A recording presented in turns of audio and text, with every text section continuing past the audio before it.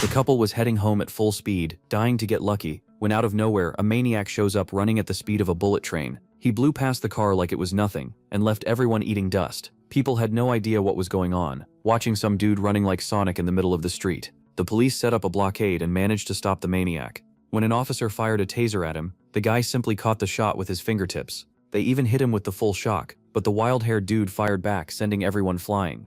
And the special forces started rolling in. Helicopters, war tanks, the wanted level shot up just like in GTA San Andreas. All of that for one guy in a hospital gown. On top of running insanely fast, the guy started climbing buildings. At the top, with helicopters surrounding him and soldiers from other rooftops aiming right at him, the guy just rips off his shirt, grabs a broom handle, and tells everyone to come at him. I know what you're thinking. What kind of man is this? This is Ryugim, and he is not from this century. 1,000 years ago, he was an absolutely broken warrior. He took on 300 assassins by himself for 4 days straight, shielding his woman with his own body. In the end, he and his arch-enemy Okayan fought to the death and fell off the cliff together, straight into freezing water. Nowadays, people lost their minds, seeing a giant block of ice floating in the ocean. Inside that ice there was a person. And no, it's not Captain America, it's our protagonist, perfectly intact after 1,000 years. The government got their hands on him and tried to turn him into a lab rat to run a bunch of tests, but our guy bounced. That's how we get to this scene with everyone hunting the guy. The president of South Korea, Kang Ji-kwan,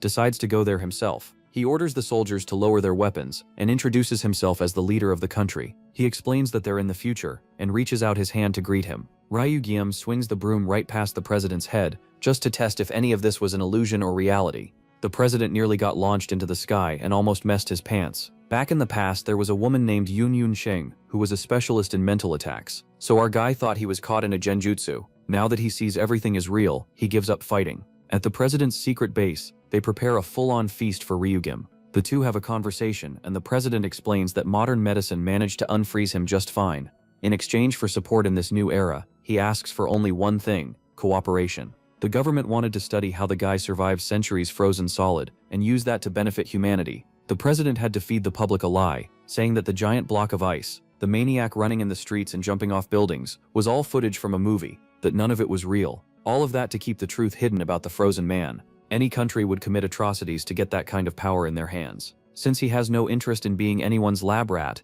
our guy simply says no and walks out. The guards try to hold him back while soldiers fire tranquilizer darts right into his back. But Ryugim is always one step ahead. He covers his body with a layer of aura that stops anything from touching him. With an absolutely absurd level of power, he sends everyone around him flying. The president stands there in shock watching that unstoppable monster. Several guards start surrounding the guy, cutting off every exit. When one of them attacks from behind, he actually thinks he got him, but our guy simply turns to smoke right in front of him and walks straight through the guards, dodging every single attack without even trying. The guards have no idea what just happened, and neither does the president. No one knows why, but he's standing in plain sight on top of the tallest building. It looks like Chokru-jeom is about to jump and end his life. This world gives him nothing. Without a purpose, his life feels empty. He only lived to protect his mistress. Now there's no mistress left, and no enemy left to fight, so he sees no reason to exist. He wishes he had died when he fell from that cliff long ago. As he starts to fall, something catches his eye. A face on a billboard stops him cold.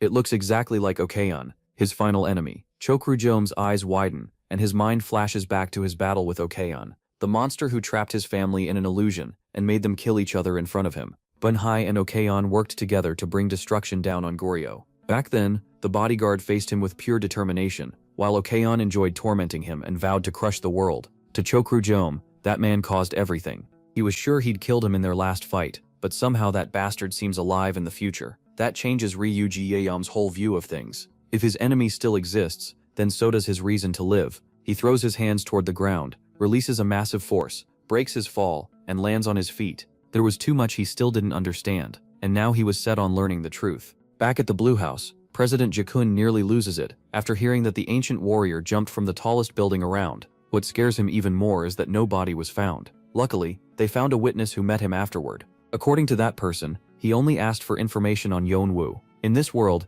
Yeonwoo is a huge name. He's one of Korea's biggest stars, famous around the world for his talent since he was young. People across other countries watch him closely, and with model-level looks and natural charm, he draws everyone in. Just having him around raises his company's stock and boosts Korea's image worldwide. Put simply, he's seen as an ideal man, which is not at all what Ryugim expected to hear. Instead, he feels even more out of place, because Okyun's identity now seems like the total opposite of the man he remembers. So Ryuji sees two options. Either this star only looks like Okyun, or he really is him, and has fooled the whole world. And strangely enough, Ryuji wants the second one to be true. Wanting to meet him at once, he asks a kid to take him to Yeonwoo. To any normal kid, that's a crazy request. There's no way he can just reach a celebrity. The kid can only stare, thinking this guy has to be insane. Then things get worse. Ryuji loses patience, and releases so much pressure that every screen nearby shatters. He demands a way to find Yeonwoo. Terrified, the kid blurts out that the star went overseas a few years ago.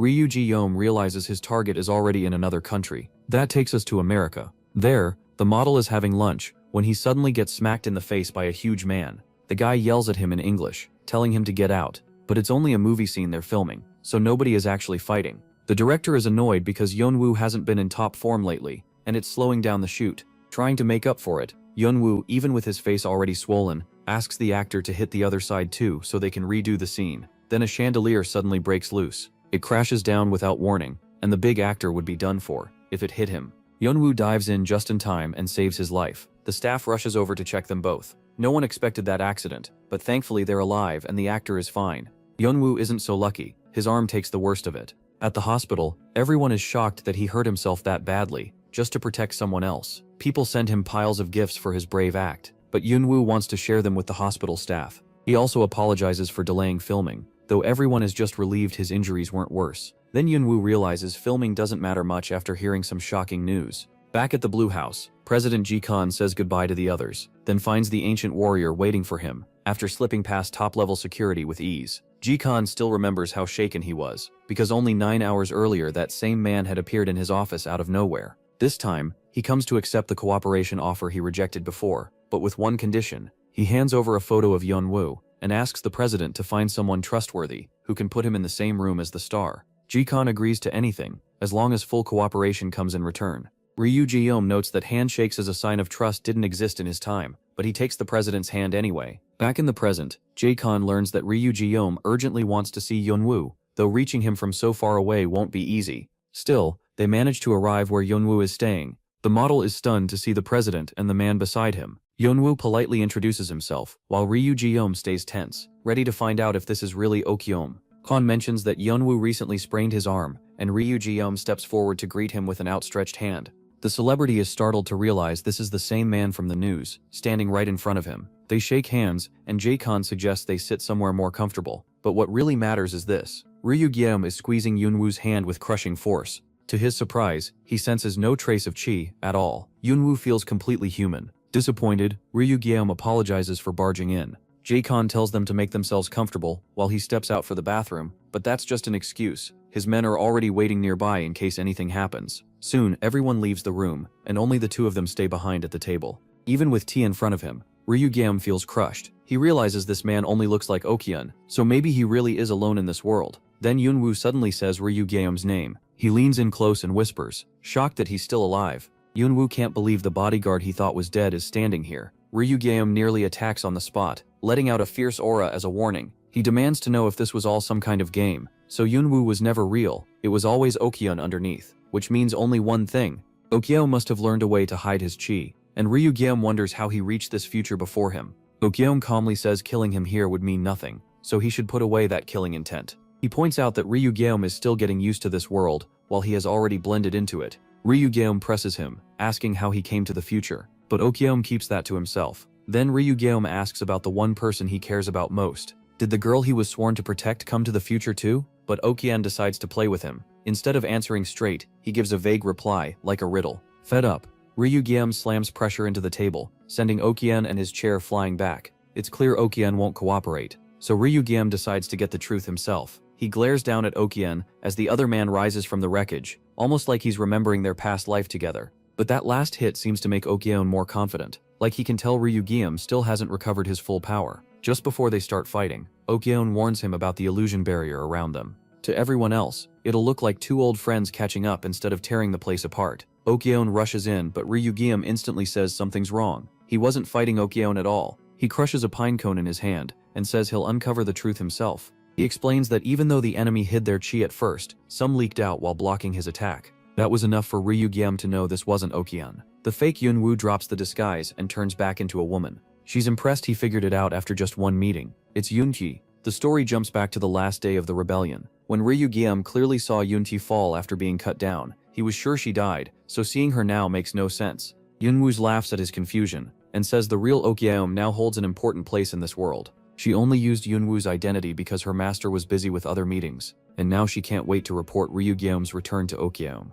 After testing his strength, she thinks beating him here will be easy, so she creates clones and sends them all at him. Big mistake. Ryugyam cuts one down without trouble. He's done listening to her talk and tells her to shut up. Still, he's been burning through a lot of chi, and since he only recently awakened, that should wear him down. But that thought is exactly where Yunsheng goes wrong. Ryugyam isn't normal. With one strike, he wipes out all of her clones. Now she's on the ground, too weak to stand against him. Ryugyam remembers killing her back then. She fell off a cliff with a wound no one should survive, so her being here is hard to believe. Yunsheng admits she also thought she would die that day. But when she opened her eyes, she was in the future. There, a gray-haired man in a suit stood before her. It was Okuyun Jurt, already helping her adjust to this world. That means Okuyun woke up before the rest, and as her superior, Yunsheng refuses to give up. She nearly reaches Ryugyam's eye with a sharp stab, but he blocks it in time and blasts her away. Yunsheng can barely keep fighting as Ryugyam walks toward her and says it's pathetic that she thinks Okyen saved her life.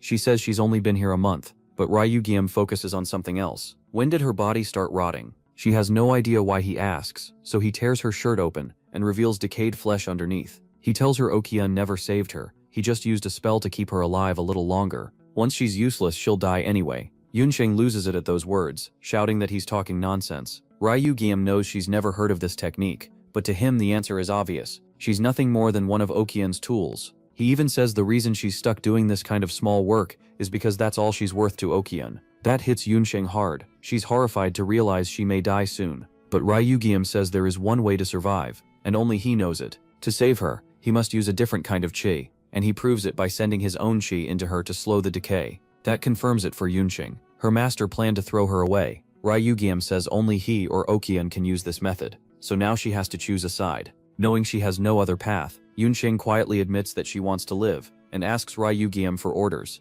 He tells her to become a double agent. In the next moment, Yunwoo bursts out the door, begging to be saved from Ryugyam. He warns the president, and says they need to leave right now, leaving everyone confused. The president panics at the thought of a dangerous man inside, and wonders what happened. When they enter, they find Ryugyam in a room that's been completely wrecked. He apologizes for the damage and says he'll make up for it, however he can. His excuse is that he was just testing something. The president brushes that aside, and asks if Ryugyam is mentally okay. They're worried about Yunsheng too, and ask if he's hurt. While Yunsheng is annoyed that Ryugyam is acting this wild in front of them. His acting is seriously that good. Still, he plans to speak with Yunsheng again soon about what to do concerning Okyen. Then the story shifts to the past, when the young swordsman was taught his only duty. He was meant to draw his sword to protect those important to him. A bodyguard had to protect them even at the cost of his own life. He was always told that his life mattered less than the one he served. But because bodyguards lived for someone else, they had strong wills and refused to die easily.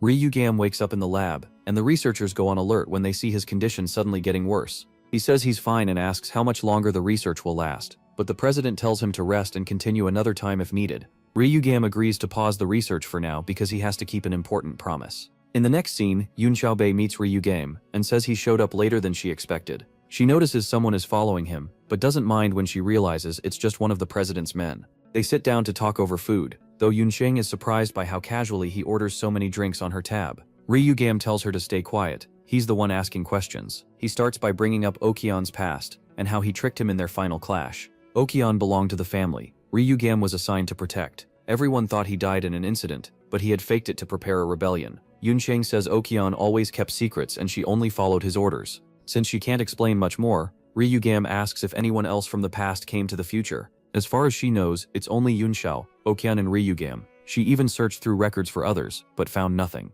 Ryugyam then learns that Okyen is overseas right now. Yunxiao doesn't like that he plans to meet him in his current state, especially since Okyen is much stronger than before. Ryugyam suddenly cuts her off, not because he's bored, but because he sees something that shocks him. The real Yunwoo, or rather, the real Okyen, is outside the restaurant, staring right at them. A smile spreads across Okyen's face as he realizes things just got a lot more interesting. Ryugyam stands up and calls the whole meeting pointless. Then he says her role needs stricter terms. After seeing that man with his own eyes, something important wakes up inside Ryugam. He'd been so focused on revenge that he forgot the one thing that mattered most. He tells Yunxing he's sure the girl he was meant to protect is still alive. To Yunxi, that sounds crazy after all the records she already checked. But his master's words echo in his head. His only duty was to protect the person placed in his care. So before anything else he's going to find his lady. Yunxi warns him that won't be easy when he can't even remember her face. But this guy is built different, because he grabs a pencil and starts drawing her from memory, down to the smallest details. After serving her his whole life, he thinks it should be simple, until he shows the sketch, and yeah,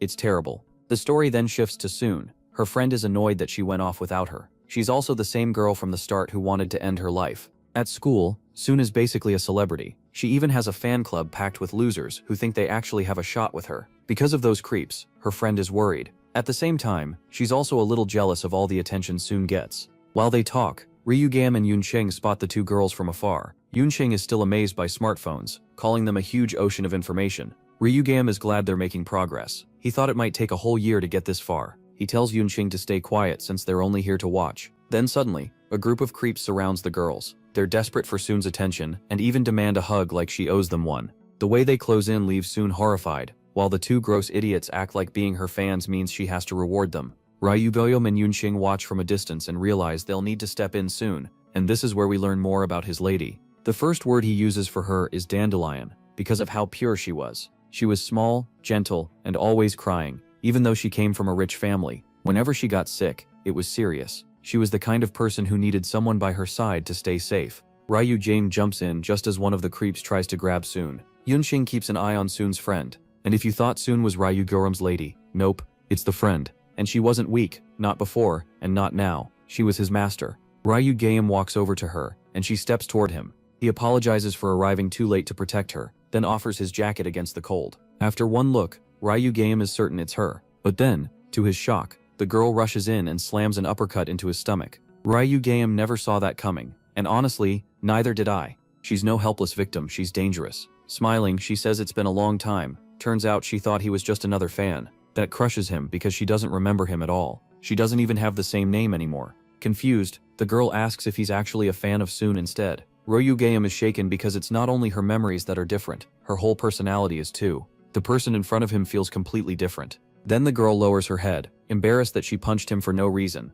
A few classmates run over to protect Soon and her friend, thinking Ryugam was bothering them. But right now, he doesn't care about any of that. All he can think about is the painful truth that this child isn't his master. The others leave with Soon, but the girl keeps thinking about the man still standing there, with that sad look on his face. From that brief meeting, she can tell he's lived through something awful. The next morning, Ryugam and Yunxing go to the tomb, where his lady is said to be buried. Yunxing thinks it looks plain, but figures that's just because so much time has passed. They also verify everything with the president's top historian. After checking several sources, they learn Ryugam's lady died on the day of the rebellion. Her last belongings were placed in the tomb. Yunxing stays calm, but Ryugam is devastated. He even punches the ground in frustration. The last moments keep replaying in his head. Okion beat him by cutting him off from the one mission that mattered. He broke the rule of his life and failed the purpose he lived for. Standing before her tomb, he's crushed by the thought that he let her down. It's brutal, like giving your whole life to one duty, only to learn it meant nothing in the end. Now that her death is confirmed, they focus on the girl from before, the one with the same face as his master. Back at the school, the girl is surprised she's the only worker left. Her drunk boss is just lying around, looking totally miserable. This lazy idiot even tells her to make him ramen like, that's part of the job. She's mad that he's giving her chores when she's supposed to become famous someday. Annoyed by her complaining, he finally gets up to cook it himself. Her interview is playing on TV, and he tells her to hold on just a little longer. Then he gets a phone call, and suddenly lights up. After hanging up, he tells Darryl the good news. He got her a drama meeting with a great production company. Darryl's eyes shine right away. This could be the chance she's been waiting for. Since they've been invited, Darryl goes to the meeting, but the location makes her uneasy because it doesn't feel right for a girl her age. Still, she brushes it off as some company issue. Then the men there ask her to take a drink, which catches her off guard. She reminds them she's underage, so she can't. The place doesn't feel like an interview at all. It's messy, unprofessional, and the two men are acting drunk and weird. They tell her to relax since this is only an intro meeting, not the real one. She tries to go along with it, but the second one of those creeps puts his hands on her. She understands she's in serious danger. In that moment, she sees exactly where this is heading. So she stands up and says she won't sell herself for anything, not even for a whole building. But it doesn't matter, because right after that she collapses from the drug mixed into her water. Unable to move on the floor, she realizes they tricked her by spiking the drink. As for Shideoke, he's gotten so desperate from his own misery that he'd do anything now. With Dyula unconscious, one man says they should use her dream to help themselves. Then their leader calls, and they report that everything is going smoothly. Back at President Jaekunyu's place, Ryugeum looks up at the moon and says he has only one thing left now: revenge. He plans to destroy everything Okian built, and tear it all down, until both of them are truly dead this time. Late that night, Yunshi shows up and catches him by surprise. We also learn he's been giving her his chi every day. She came because she found something important, though it isn't about Okian, it's about the girl who looked like his lady. After getting curious about Dula, Yunshi started digging into her background. What she found is shocking. Just like Ryugeum's lady, the girl is from the Min family, which makes her a direct descendant of the person he failed to protect. After following her for a while, Yunshi learned the girl is in trouble and needs help. Even so, Ryugeum doesn't care about some descendant. He just turns and walks back inside, because to him she isn't his master. Yunshi gets annoyed after all the work she did to track the girl down. Then a sudden phone call comes in, and she realizes she has to move fast. Part of her thinks Ryuga should just leave the girl alone if he really feels nothing. Sitting there in silence, the broken man remembers the person he treasured most. He recalls all her different expressions, until the day the rebellion began. When he sensed danger coming for his lady, he told her to escape, but she asked one last thing of him. She wanted him to still be there for her whenever she looked back. That memory clashes with Dula in his mind, leaving him torn. He keeps telling himself the girl isn't his master. Dula should have nothing to do with him, so why care? He also thinks someone else must already be protecting her. Then we cut to this YouTube channel's next moment, where Nami takes in Baeksu as a new recruit applying to be a manager. To Baeksu's surprise, he gets the job on day one without even doing an interview. He doesn't care that Baeksu is new, and just sends him off. Then he remembers that, after Duel, Baeksu is the only worker left here. He's also prepared a surprise for her, and wonders how her meeting went. Then he gets a call from his boss, and the white-haired guy instantly loses it. He was only gone for a minute, but while he was in the bathroom, everything fell apart and the target got away. His dumb underling tried to touch her, and she beat the hell out of him. Now that she escaped, if she reports this, the police will be all over them. Still, the bowl-cut guy says she can't have gone far since the drugs are still affecting her. He's right. Dula can barely move and has to lean on the wall to keep going. Worse, she left her phone in the room, so calling the police isn't even an option. She can barely tell where she is in the hallway, and the men rush after her. She begs her legs to keep moving, knowing this is her only shot to survive. The second her hand touches the door handle, the men catch up and throw her back. The bowl-cut creep wants to hurt her, but she already looks broken. Even they're surprised she held out this long. Done thinking about it, they decide to drag her back. Then the floor starts trembling, and soon the whole building is shaking. Realizing it's a strong earthquake, Dula sees a chance. The lights go out, and in the dark she notices the door is open too. That's because our boy is already inside. Back at the president's home, he found a note from Kondoshao, and still can't figure out why he came all this way to save her. He could have ignored the girl, so even now he doesn't know why he showed up. In the end, Ryujima decides the simple answer is that he wanted to do something good. He coldly tells them to let the girl go right now. The white-haired guy freezes, terrified and confused about where he came from. Meanwhile, the ground is still shaking, but Ryujima casually throws him aside, sending him crashing into one thing after another before he hits the floor. Next is the bowl-cut guy, and with a deadly stare, Ryugime orders him to let go. Even he doesn't get why he's this angry. The bowl-cut punk bolts the second he sees what happened to the other guy. He runs all the way to his car and tries to escape, but Ryugime stops him. He reminds the scumbag that he never said he could leave. The bowl-cut guy crawls out of the car while Ryugime demands to know what they did to make the girl pass out, wondering if he should just kill him if he won't talk. One last time, he asks if they poisoned her, then shoves the car away with pure aura. Ryugime wants the antidote. Now if they did, the guy stammers that she was only drugged and should wake up soon. Ryugime doesn't buy that, and crushes the man's hand. Then he warns him, if he's lying, his neck is next.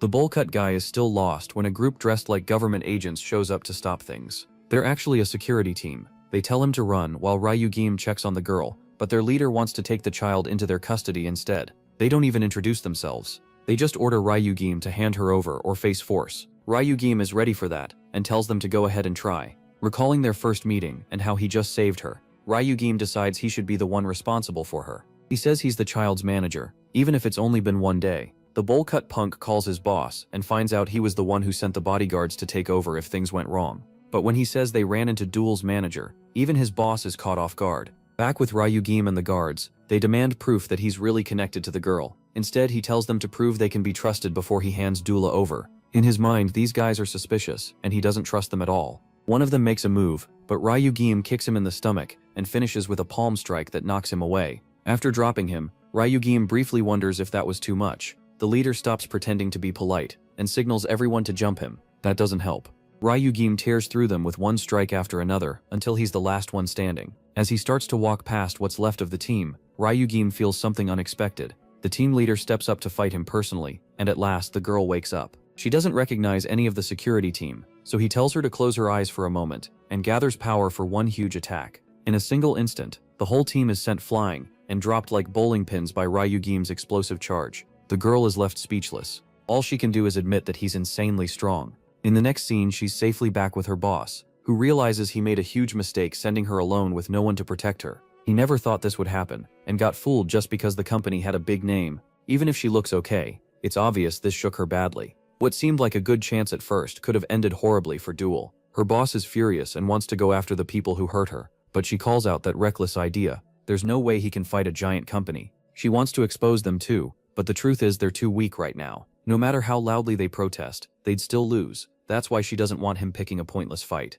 She'd rather make them pay later, over time. For now, she says the important thing is thanking the person who helped them. She drags her boss over to the uninterested Ryugim and lets him do the talking. He wants to repay him, but Ryugim only seems to care about sweet drinks. The girl already likes him a lot because he's so strong, and she thinks he'd be perfect as a manager. They've met before too, so she jokes and asks if the girl he confused her with was as pretty as she is. Aside from that, her boss basically starts interviewing him and finds out he's almost unemployed. Dula is stunned by where this is going, but in the boss's eyes, the two of them seem like a perfect fit, so he offers Ryugim the manager job right on the spot. Later at school, Dula gets praised by Sihyun for joining a big production company, not knowing what really happened that night. Dula explains that it actually fell through. Feeling dizzy, she steps away and nervously asks for a favor, some trade secrets. That private request makes Sihyun hesitate a little, but she's too kind to refuse and agrees right away. She's ready to answer when a group of delinquent girls walks up and shoves them aside. This is the Gayu Neil gang, but Sihyun's personal managers are enough to scare them off before things get serious. Sihyun says moments like this are exactly why having a manager matters. To her, picking someone dependable matters more than picking someone strong. That word dependable makes Dula think of the man she just met. That night, Ryugim is looking over the city when Eun-Yae arrives to attend him. He's pretty harsh, calling her out for always being late and even asking what kind of schedule keeps making her show up so late. Eun-Yae won't answer that and asks why he called her here. He only wants to know what a celebrity manager does, and even she seems surprised by the question. Under his sharp stare, she explains that a manager checks on the celebrity, handles deals for them, and looks after them like a caretaker. Now that she's explained it, she wants to know why he asked. Ryugim tells her he got a new job as Mindula's manager. That shocks her, especially after he shut her down the other day. She even curses him for changing his mind, and says she knew this would happen. On top of that, he learns something interesting from the girl. Meanwhile, one of the emergency team members reports to his leader about the strange man, and admits he was the reason the mission failed. At the same time, Ryugim tells Eun-Hye how he fought several men while saving the girl. From the start, he could tell they were different. Even after taking cheat attacks, they could still get back up. Back with their boss, he throws a punch so hard it sends the team leader into the wall, reminding them that they aren't ordinary humans either. Failing this mission is completely humiliating, especially when it's this important. Ryugim tells Eun-Hye that people in this world shouldn't know chi at all. This is supposed to be a world without martial arts, yet he felt chi from those men. The emergency team's boss is now interested too, and wants to meet this mystery man himself. Eun-Hye reacts strongly to what Ryugim says. She asks if he's serious, while he can't understand why she's so shaken. He starts to wonder if she knows something he doesn't. Eun-Hye's eyes go wide. She freezes, remembering Okean said internal chi was gone. If that's true, this should be impossible, and it proves even more that Okean was using her. That takes her back to her meeting with the present-day Okean. She learned the world had changed a lot over those 800 years. People had lost one of the body's basic functions. Now this was a world where technology grew instead of martial arts. He even praised science's power. To him, chi simply wasn't needed anymore, in a world like this. But that only makes Eun-Hye's long survival even stranger. Ryugim adds that what he felt wasn't ordinary chi, so his guess may still be off. That's why he wants to look into those men first. Then he jumps off the building right in front of her. He lands hard and walks off to uncover the truth, hiding in the dark. The next day, we're at Korea's top school. Yongjin High is backed by the government and runs more like a college, with all kinds of courses and programs. And this is where Dula goes. It's full of spoiled rich kids, like those 3 bully girls. Unlike them, Dula only got in by chance. Because of that, she gets bullied just for being there. They even drag Shuin into it, acting like she's not worth looking at. Dula talks back to So Shuin, but even though she wants to hit her, the boys in class only pile on more abuse. The whole class is against her, and she has no way out. Still, everyone's buzzing about the new transfer student coming today. The teacher walks in and tells everyone to sit down. Since the teacher has such high standards, they all expect a girl. But to everyone's surprise, especially Dula's, it's Choak Ryugyim, looking way too good in that uniform. Let's back up a bit to his meeting with the president. He asked to enter the school, saying he wanted to learn more about this world. The president handed the matter to the National Intelligence Service director. If his age wasn't a problem, he could enroll. So now he's in the class, and all the girls are instantly into him. Even the guys stare, thinking he looks like an actor or future celebrity. Dula cuts through the noise, introduces himself, and comments on Ryugyim's build. The reply he gets is ice cold. Ryugyim says he built that body by taking heads, in other words, cutting people down. And the nerd who told him about Yunyu before is also in this class. That kid is basically shaking,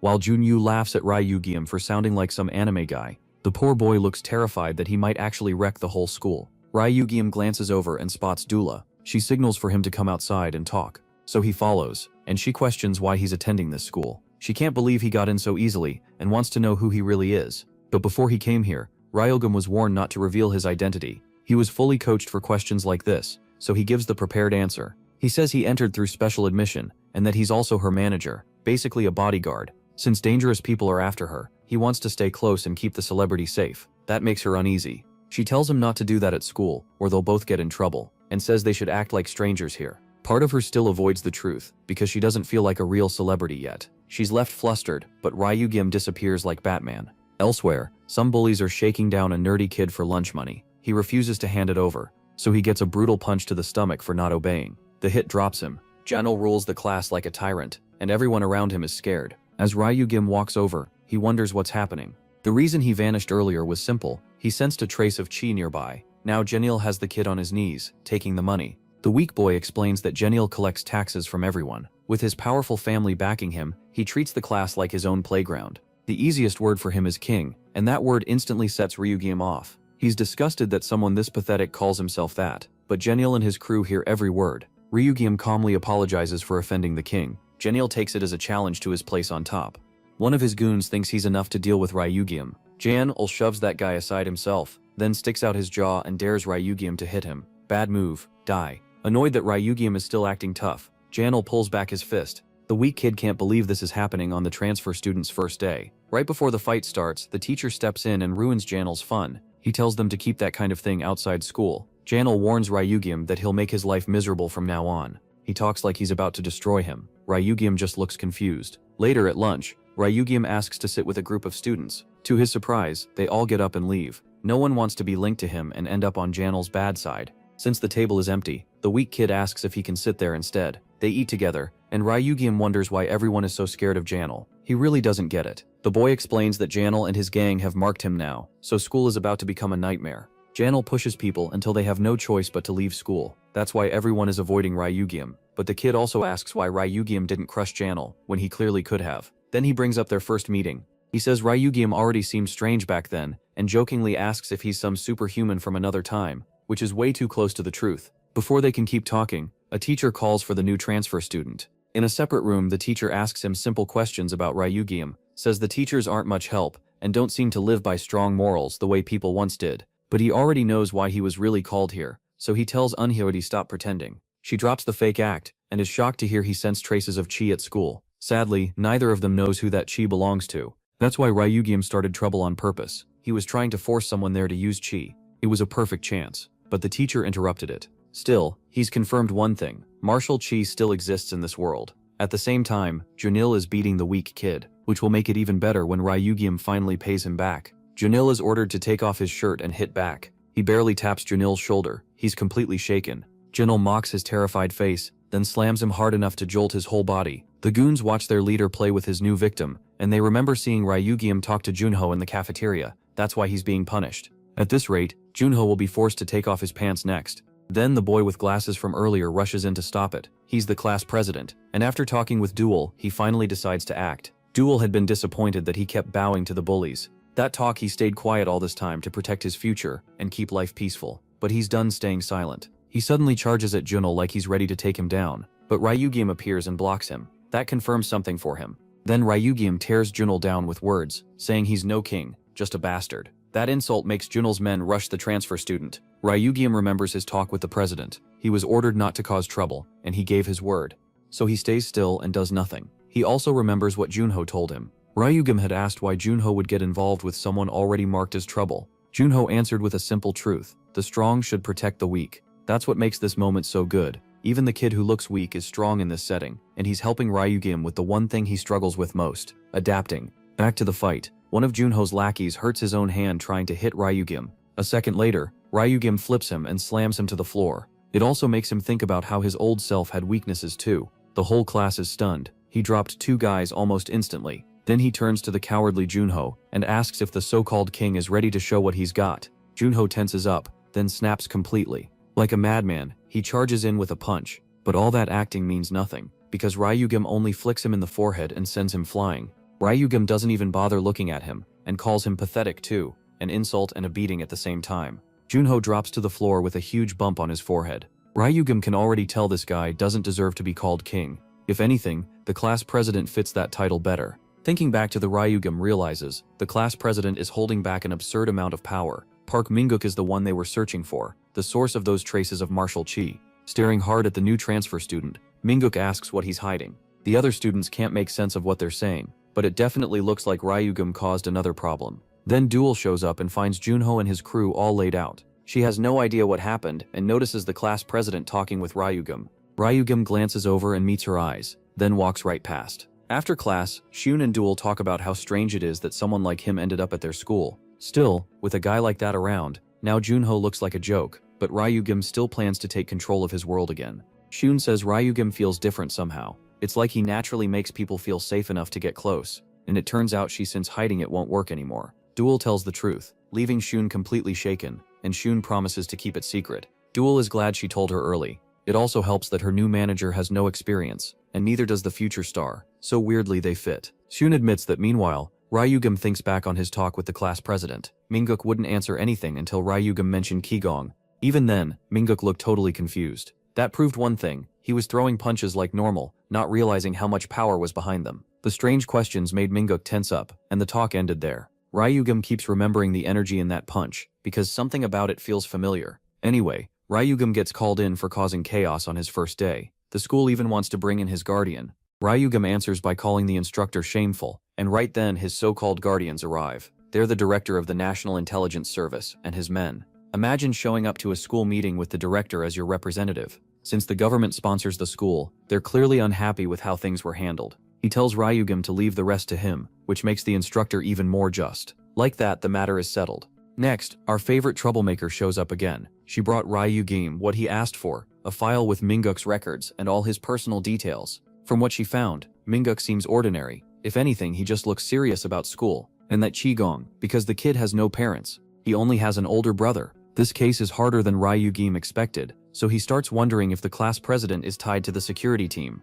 That also suggests Qigong really has almost vanished in this era. Even after searching for proof, he still can't figure out what they're hiding. Later, Mingguk gets home and meets his brother, who asks if something happened at school. Mingguk ignores him at first and keeps walking. Then he finally says he saw someone at school using a prostboy. The guy's a transfer student, and he crushed the bullies with that same power. Worse, he knows about their power too. His brother asks what the guy looks like, so Mingguk describes Rise Wukal with long hair. Then to Mingguk's shock, his brother vanishes right in front of him. He immediately reports to his boss that he found the person they were looking for, and somehow that target is just a high school student. The boss is angry the mission failed before, especially because Mingguk's brother wasn't there to make sure it worked. So this time, Section Chief Kim gets assigned to handle it, a job he's wanted for a while. And yes, that's Park Daehyun, the same guy who beat his own security team for losing to Ryugyum. After taking over the school, Ryugyum gives back all the money Janel collected as the class tax. Meanwhile, the embarrassed Janel starts wondering if the president is backing this guy, because otherwise, why would he act so boldly?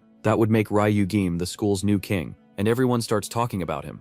After class, Junho says Ryugyum's presence alone made the school feel right again. Junho happily offers to help him with anything he needs at school from now on. But Ryugyum spots Mingguk ahead, and says he'll get his answers from him instead. Mingguk starts explaining how to sort the trash, while Ryugyum thinks it's a pointless routine, and the class president keeps wondering who this transfer student really is, especially since his brother vanished right after their last meeting. Mingguk starts to think Ryugyum is trying to get close to him on purpose, but then Ryugyum says he's fine figuring out the rest by himself. The way he says it makes it sound like a fight could break out any second. Minguk goes on full alert, and when Ryugame grabs his shoulder, he's ready to strike. Then he realizes it's just Dula catching up to them. She's also starting to get suspicious about their private talks, so they brush it off by saying Minguk was just teaching trash sorting. Dula jokes that it's funny, all three of them got in through special admission, and says the two of them should become friends since they don't have many people to rely on. Later, Ryugame and Dula meet with the company boss. He called them in suddenly to offer a big chance. He looks completely stressed as he explains they've been given a job. A junior he knows is making a web drama, and since it needs a student role, Dula is perfect for it. The problem is the set is far away, so her manager has to drive, and of course Ryugame has no idea how. When they hand him the keys, he's completely lost, which is pretty funny. Dula tells the boss he's already become a noticeable guy at school, which is apparently a problem because they still haven't signed a real contract. So Dula says they should leave right away, and the boss gives them his card to cover expenses. Dula immediately starts enjoying herself and ignores his warning to keep spending low. She even reminds Ryugame he can't complain after eating 5 breads by himself. Then he changes the subject and says she seems close to Minguk, which she admits they've known each other since 1st grade as fellow special admission students. Special admission was meant for students with money problems, but even though it got them into the school, it also threw them into a miserable life there. Still, the class president stayed strong, helped by the example of his brother, who works in security. Dula gets a little annoyed that Ryugame keeps asking about Minguk instead of her. Ryugame turns away like he's falling asleep, but he's actually locked in on one word: security.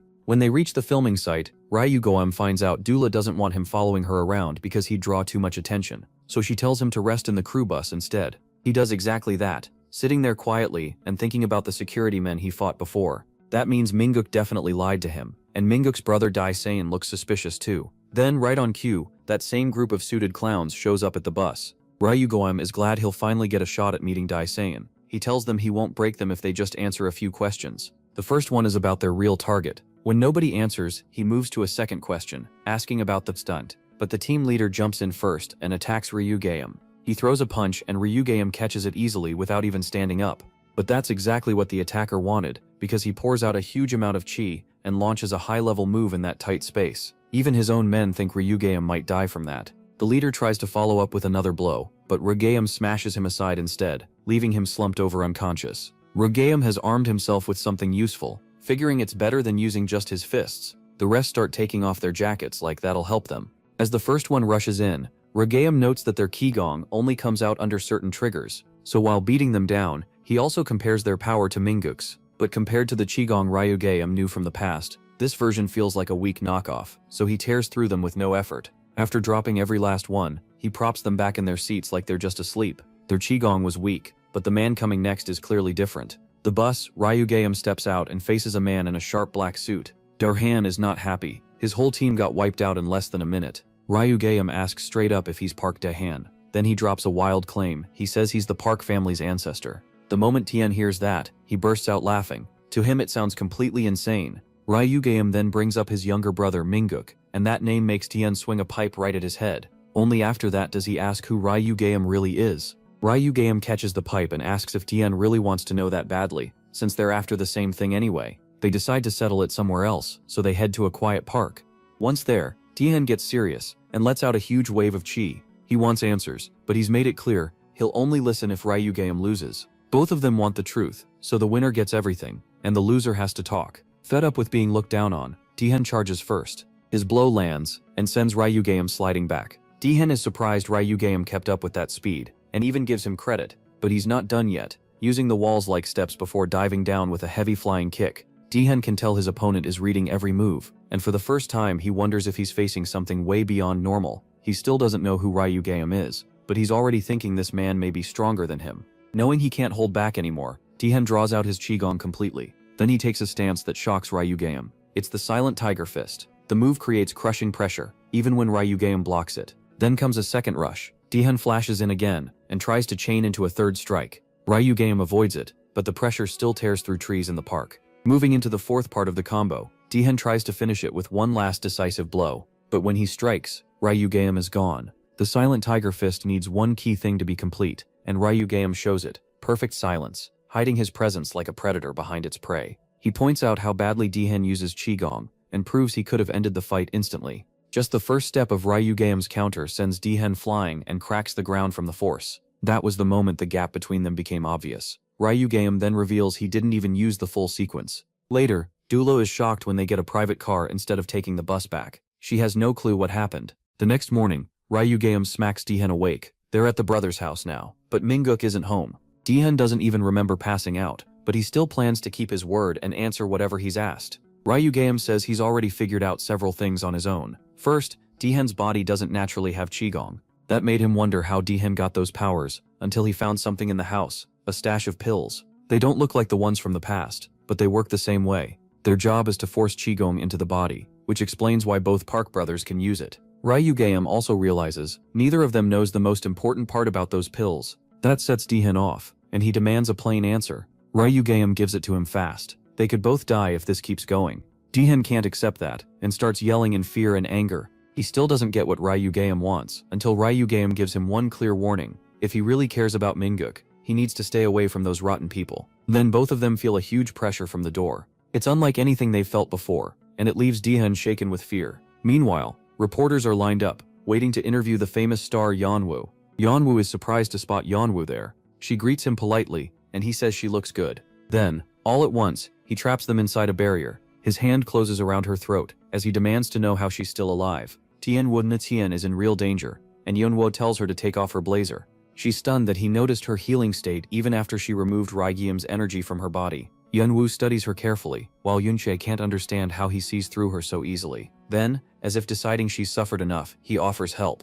Instead of making things worse, he uses his own internal energy to heal her. After that, he tries to win her over, saying he never meant to throw her away. But he's caught off guard by the awful look on her face, because she's in terrible pain. As her body burns with it, Yeonwoo only smiles. The reporters never notice a thing because of the barrier, and the two of them leave. Later, Dihan keeps thinking about what Ryugeum told him. If his condition keeps getting worse, it could kill him, and that explains how he's been feeling. Now he wonders if the organization hid that truth on purpose. He's also unsure if Ryuncheng can really be trusted. When Minguk gets home from school, Dahan welcomes him, while still trying his best to protect his little brother. As Minguk brushes his teeth, he jokes that Dahan should stop staring at him like a creep. Then Dahan suddenly says they can't use the pills anymore, claiming the company stopped them and restricted them to organization members. Minguk hates hearing that because he wanted their power for an important evaluation. But Dian can't keep taking blind risks. Then Minguk suddenly gets a nosebleed, hinting at the awful cost of the pills. Dian panics and gets angry, telling him to take better care of himself.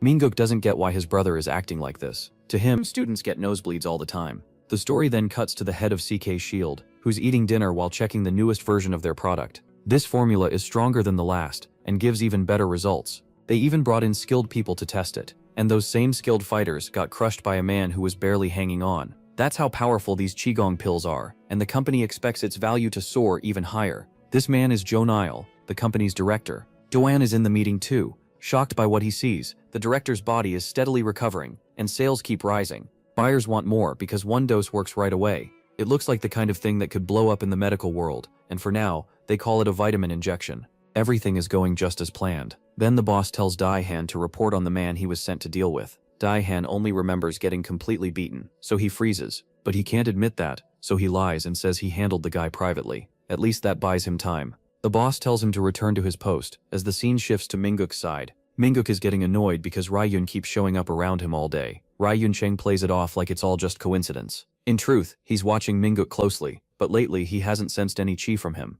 Then Ryum looks outside and sees Jeonyul beating up Jeonyu again. He's taking out his anger on the kid over what Ryum did to him. Jeonyu gets thrown down and reminded that this is the life he's stuck in. Jeonyul's lackeys just stand there as their boss keeps kicking Jeonyu. That stops when Dula shows up. They panic for a second because they think she's Ryum. Then, meeting her eyes, Jeonyul walks over and raises his hand to slap her. Big mistake. Ryugeum steps in at once and stops him. Ryugeum is so scared of him that he leaves right away without looking back. Ryugeum tells Dula she was too reckless, and he still can't figure out why trouble always finds her. He's also had to change his priorities after learning about the pills. More serious things come first now, so he can't watch over her like before. Still, Ryugeum worries something could happen while he's away. That's why he misses the old allies he trusted with his life. Dula tells Junho to be more careful, because Juryudil and his crew will jump at any chance to shame him. As they leave, Ryugeum realizes something. He might be able to break Juryunil completely by humiliating him for good. So he tells Junho to beat Juryunil himself, which sounds almost impossible.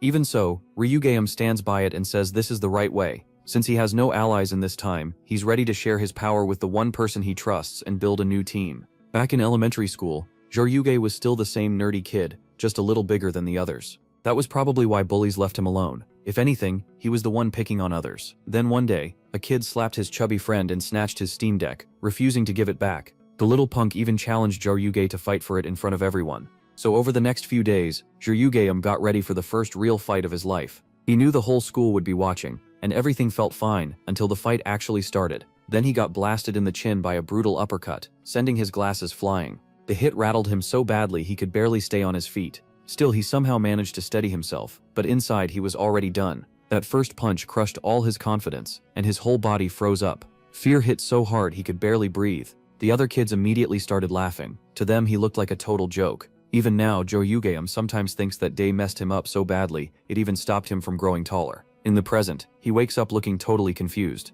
Daolei tells him he blacked out. Ryugeum explains that he opened one of Joryugeum's chi points. Joryuge asks if that's like the stuff from those cheap martial arts comics he reads. Daolei says she doesn't really get it either, but somehow, Ryugeum made him stronger. Ryugeum just smiles and tells Junho he's now strong enough to beat 100 men. Joryugeum actually buys it, saying he can feel power flowing through his body. Later that night, Daolei gets annoyed that Ryugeum followed her all the way home, and he calmly says he'll leave once she's safe. Then she asks where he's staying, and after hearing how far it is, she ends up walking him there instead. On the way, she buys him ice cream. One bite and he's completely amazed by this perfect dessert he's never had before. While he's enjoying it, she suddenly asks if he's hiding something. The way he talks and all that chi point stuff makes him sound like he's from another age. She almost figures it out, but before she can say more, an old woman shouts that girls shouldn't be out this late. Ryugeum turns at once, and the woman nearly jumps out of her skin when she realizes he's a guy. Irritated, she calls him ugly for wearing his hair that long.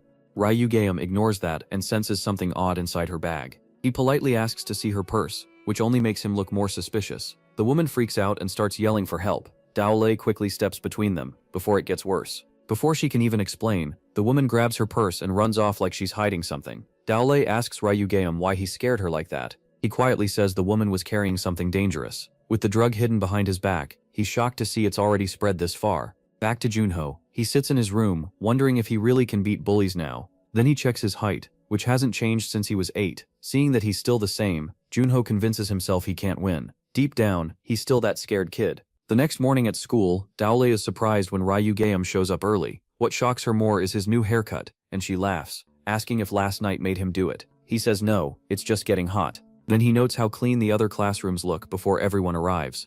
Daolei realizes he's really checking whether Junho will show up like he promised. Ryugeum says he can't be seen if he wants to test Junho's courage, and he's also making sure Daolei doesn't step in. So the two of them quietly watch Junho toss off his shoe. He orders a new chubby victim to crawl over and pick it up with his mouth like a dog. The class just watches, too scared to interfere because Junho rules the school whenever Ryugeum isn't around. Ryugeum asks Daolei if she thinks Junho will really fight back. She says that even if Junho trusts him, courage like that doesn't appear overnight. Right then, Junho storms in. Seeing Junho force the chubby kid to obey just to get his phone back, Junho grabs the shoe and throws it across the room, smashing Junho right in the face. Then he tells the bully to give the phone back like a good boy. Junil is stunned that this little nerd actually dared to do that. One lackey steps up and asks if Junil thinks Ryugeum will save him, or if he's lost his mind. Even though he's shaking all over, Junil says he came to put an end to Junil's rule, and even if he hasn't grown in 11 years, he's not the same coward anymore. Daolei can't believe timid little Junil actually stood up for himself.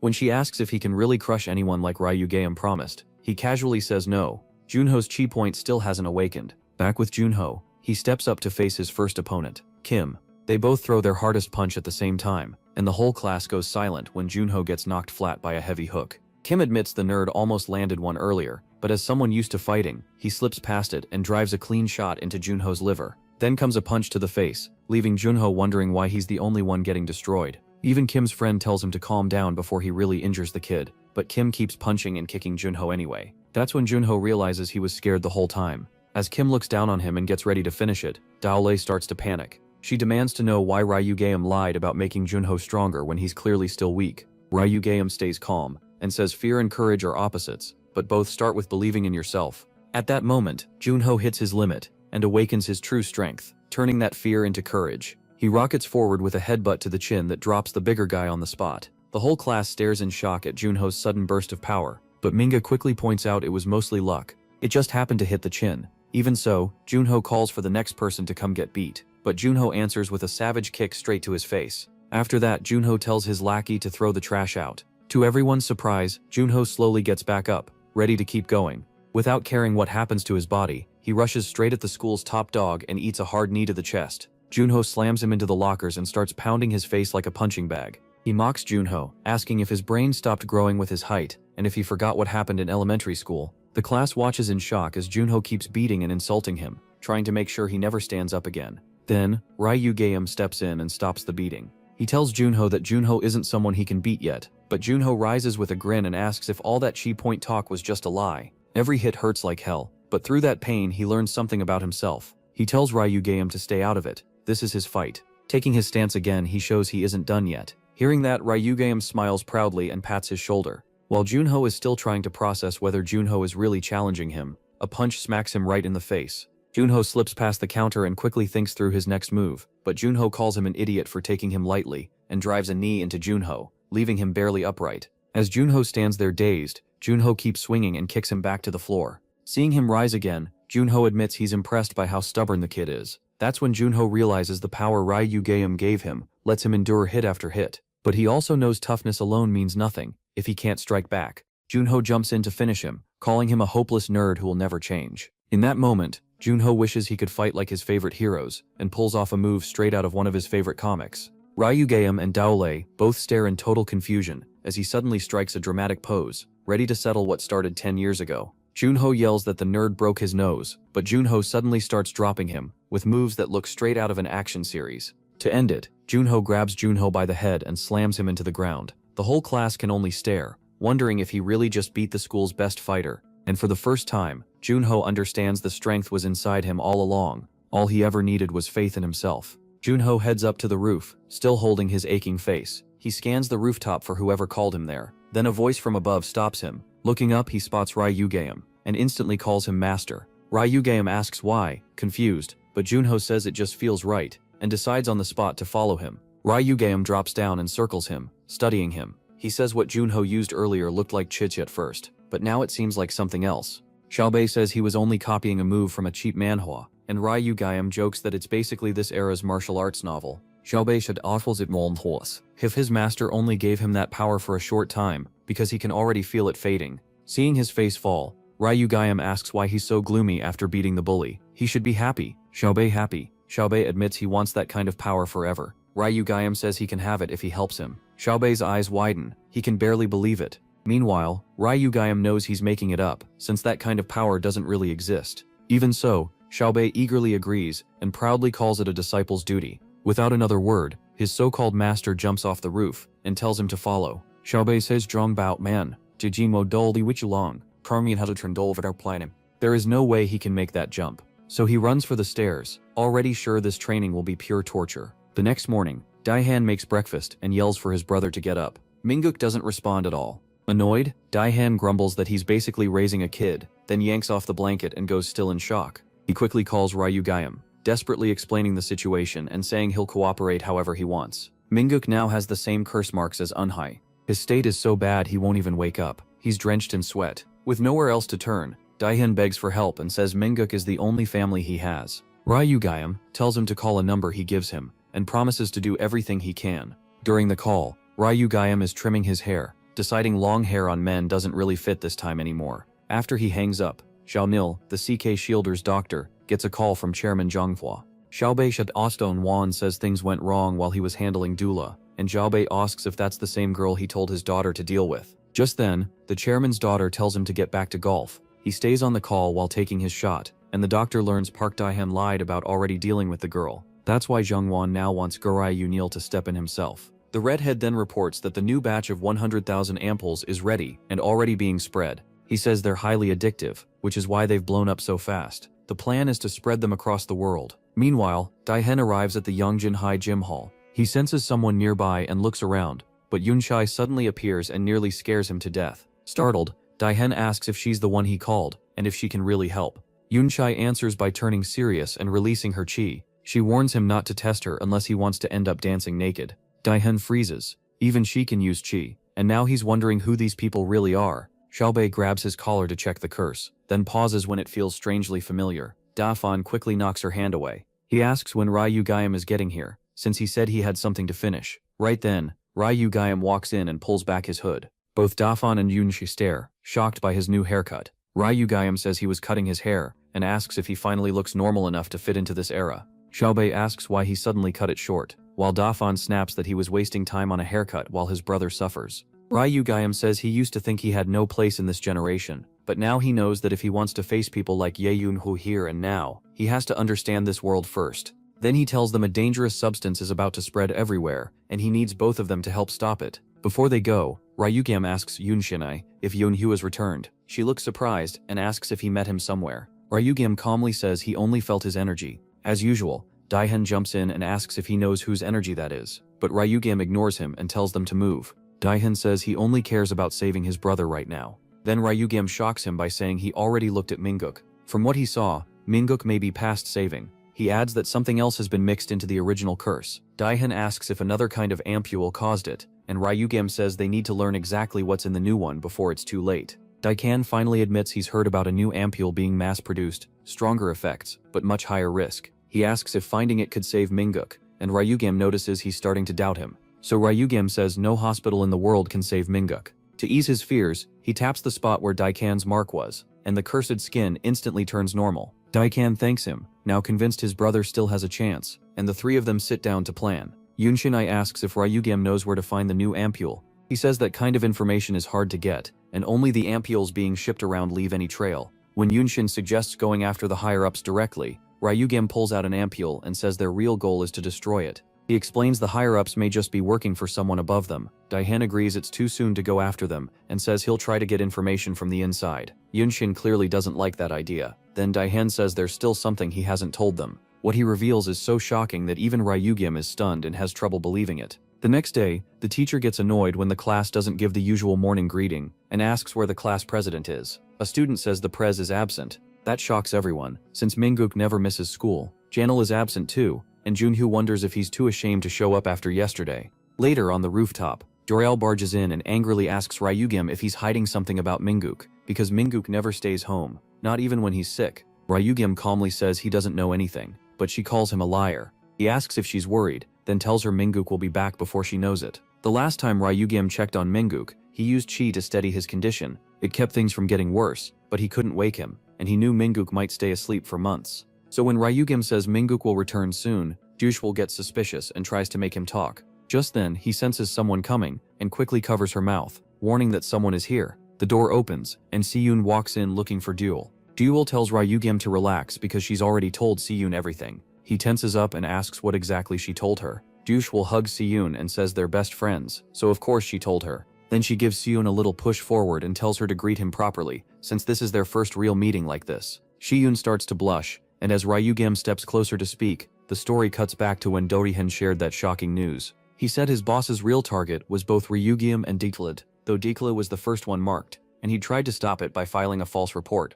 Ryugyam asks who his boss really is, and whether Deklid is truly being targeted. Deklid says he doesn't know for sure, but his boss owed someone a favor and couldn't refuse, even if it put someone in danger. He knows how terrible that sounds. Back in the present, Ryugyam leans towards Siyun and whispers in her ear. She goes from shy to shocked in an instant, and Deklid demands to know what he said. Instead of answering, Siyun runs off like her life depends on it. Right after that, Untai arrives. Ryugyam immediately asks if she learned anything about the boss Deklid mentioned. He asks if the man's last name is Choi. When Unhai confirms it, she's surprised he already knew. Ryugyam's eyes turn cold. Then Unhai asks if he remembers Choigyung from the old days. Ryugyam nods and says he remembers that beast well. Choigyung used to serve Yunwo back when he was Okyun. Unhai continues her report, saying that same beast is now a chairman named Choigyung-won in this era. The scene shifts to Jung-won himself, lounging around while his stomach growls and barking at his men to bring him food before he loses his temper. On the way home, Dekla can't hold back anymore, and asks Ryugyam what he said to Siyun to make her run like that.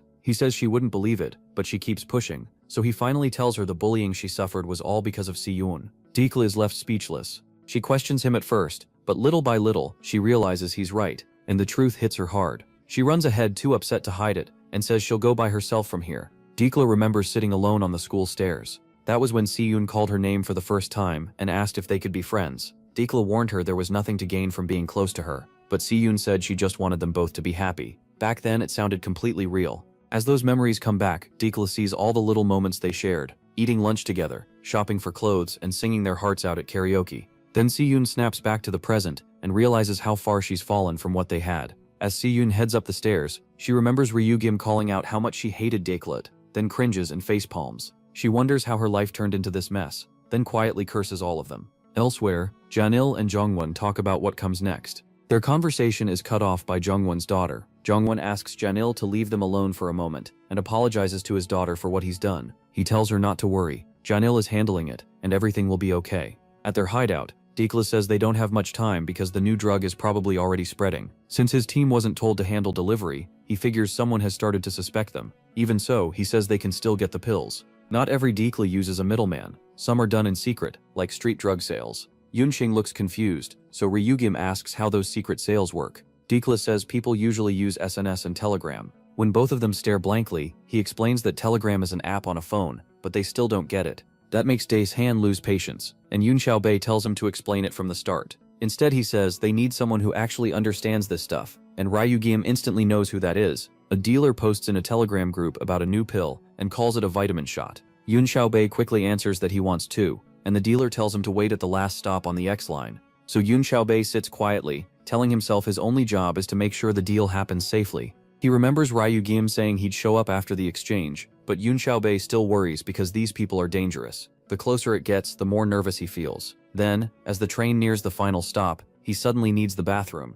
Left alone in the car, Junho waits and wonders where the dealer is. The door swings open, and a thug steps in telling him to come over. Thinking that's the dealer, Junho notices the guy won't even look at him. Trying to stay cool, he walks up to hand over the money. But the thug pulls back at the last second to answer a call. Junho jumps as he hears the man say the deal is off, because the director gave the order. That one line makes his stomach sink. Right away, he knows something is wrong. The thug motions him closer. Junho's heart pounds as he wonders where his master is, then makes a run for it, hoping to buy time and survive. But the moment he enters the next car, his heart drops. Another man is there blocking the way, and now he's trapped. Then a familiar voice breaks the silence, and Junho freezes. It's Dace Han, who calmly says he's an ally. Junho lets out a long breath, thinking he's safe now that Minguk's brother is here. That relief lasts only a second, because Dace Han grabs him by the collar and asks the thugs if this brat was causing trouble. Then he slams Yun Xiaobei into the wall and scolds them, saying he was asleep in the next car and didn't know this was Team 2's trade spot.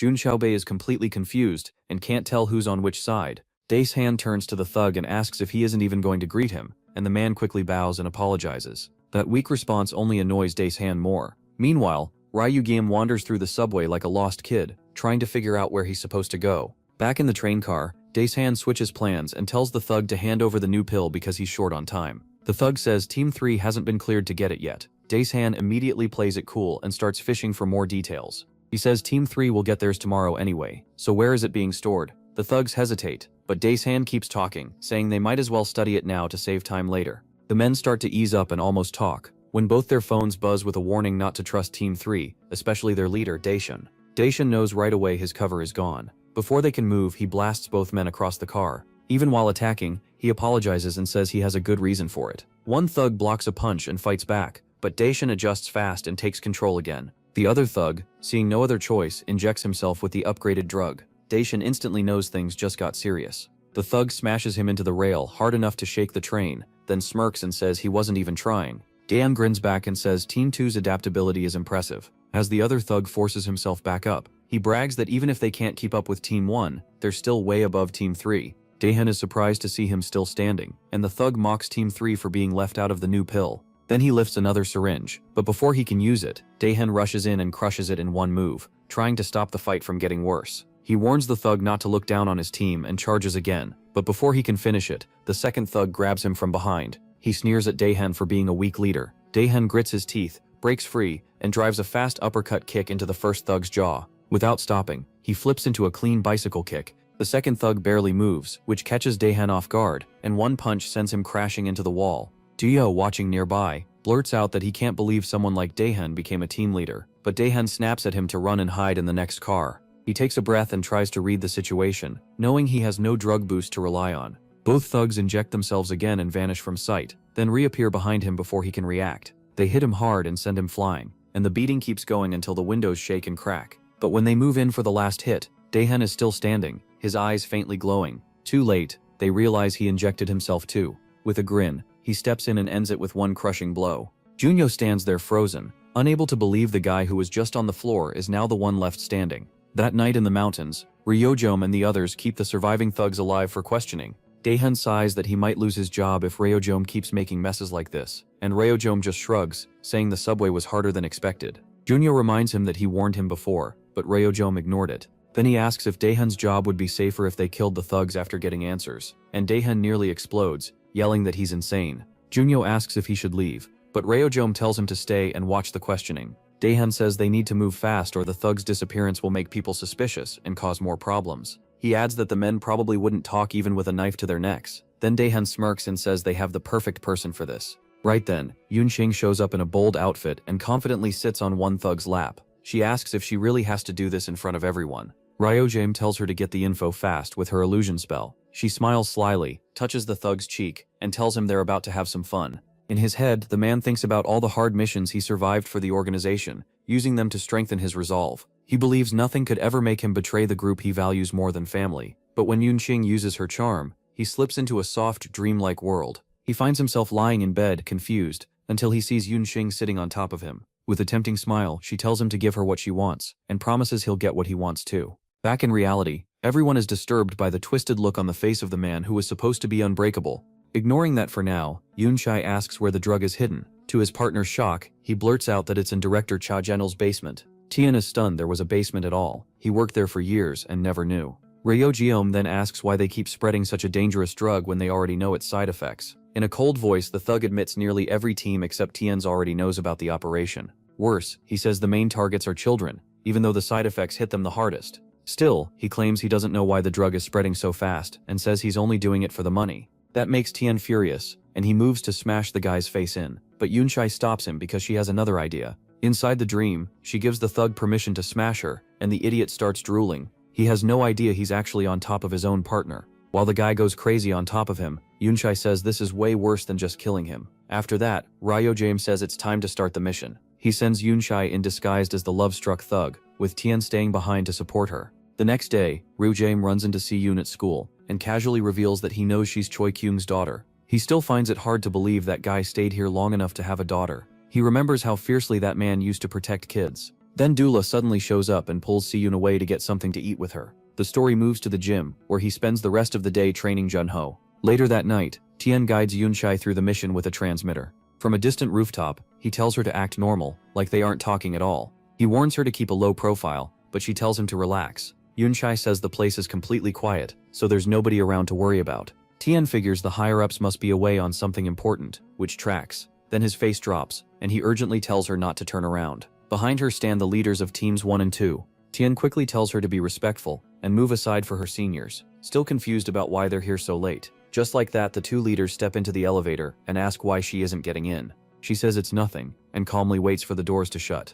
At the last second, Team 2's leader stops the door and grabs her transmitter. He asks why she has it when she isn't on a mission, and demands to know who she's speaking to. Feeling the heavy pressure coming off both leaders, Yunshai suddenly goes quiet. Tian freaks out and shouts for her to answer, but a moment later she tells him to relax, she's already in the basement. When she boldly says the team leaders were easy to handle, Tian warns that something feels very off. Down in the basement, she finds the room completely empty, with only the vents leading farther in. Complaining about how cramped they are, she crawls through and drops into the next room. Tian praises her, and says he'll let Ryu Gaem know, but she tells him to wait because what she found isn't pills or any drug supply. Tian goes still when director Cha Jenny-on Priam's voice suddenly comes through the comms. Smiling like he expected this, the director politely asks Yunshai who she is. He says he thought Daehyun would come instead. Then Xiaobei Yunshao leans toward the transmitter and admits he'd been suspicious of Daehyun's reports for a long time. That's why he met Minguk for dinner one night and secretly took his phone. While Minguk stepped away from the table, he casually planted a virus on it. Daehyun instantly understands the stash was never there, because the mission had been blown from the start. He asks Yun Xiaobei if she can get out on her own. In response, she calmly puts a hand on Xiaobei Yunshao's chest and blasts him back with a powerful strike. As she pulls away, she tries to use her illusion on the director, but right before it lands, the team leaders she thought were down suddenly appear and cut off her escape.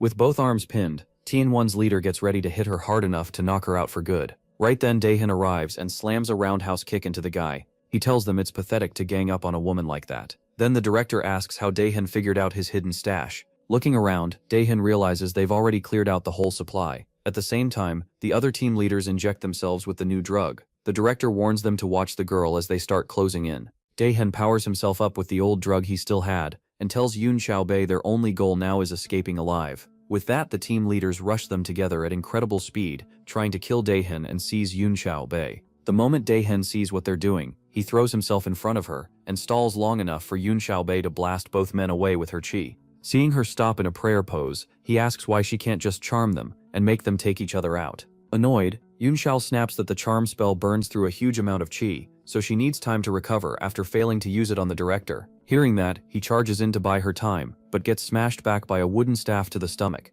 The other leader doesn't let him recover, diving from above to crush his bones. But before the attack lands, the director tells both team leaders to stop, asking if they're really ready to kill a former member of the family. After sparing him, Xiaobei Yunxiao asks why Daehan betrayed him when they were like brothers. That pulls Daehan back to the days when Xiaobei Yunxiao helped him and Minguk through their worst times. He asks if Xiaobei Yunxiao even knows how much Minguk means to him. The director says he does. His little brother means everything to him. He even claims he sees Minguk as a younger brother too. Daehan explains that Minguk is in terrible shape because he once shared his pills. After seeing the side effects, he stopped giving them to him. But somehow, Minguk kept getting more, and Daehan says that's why he keeps getting worse. He says plainly that his brother is the only reason he came this far. At that, a sick smile spreads across Xiaobei Yunxiao's face. He admits he was the one giving Minguk those pills the whole time, and Daehan completely snaps. He drives a savage punch into the bastard's stomach, sending him flying into the wall. Both team leaders freeze at the sudden burst of power. Then they spot two empty injectors on the floor.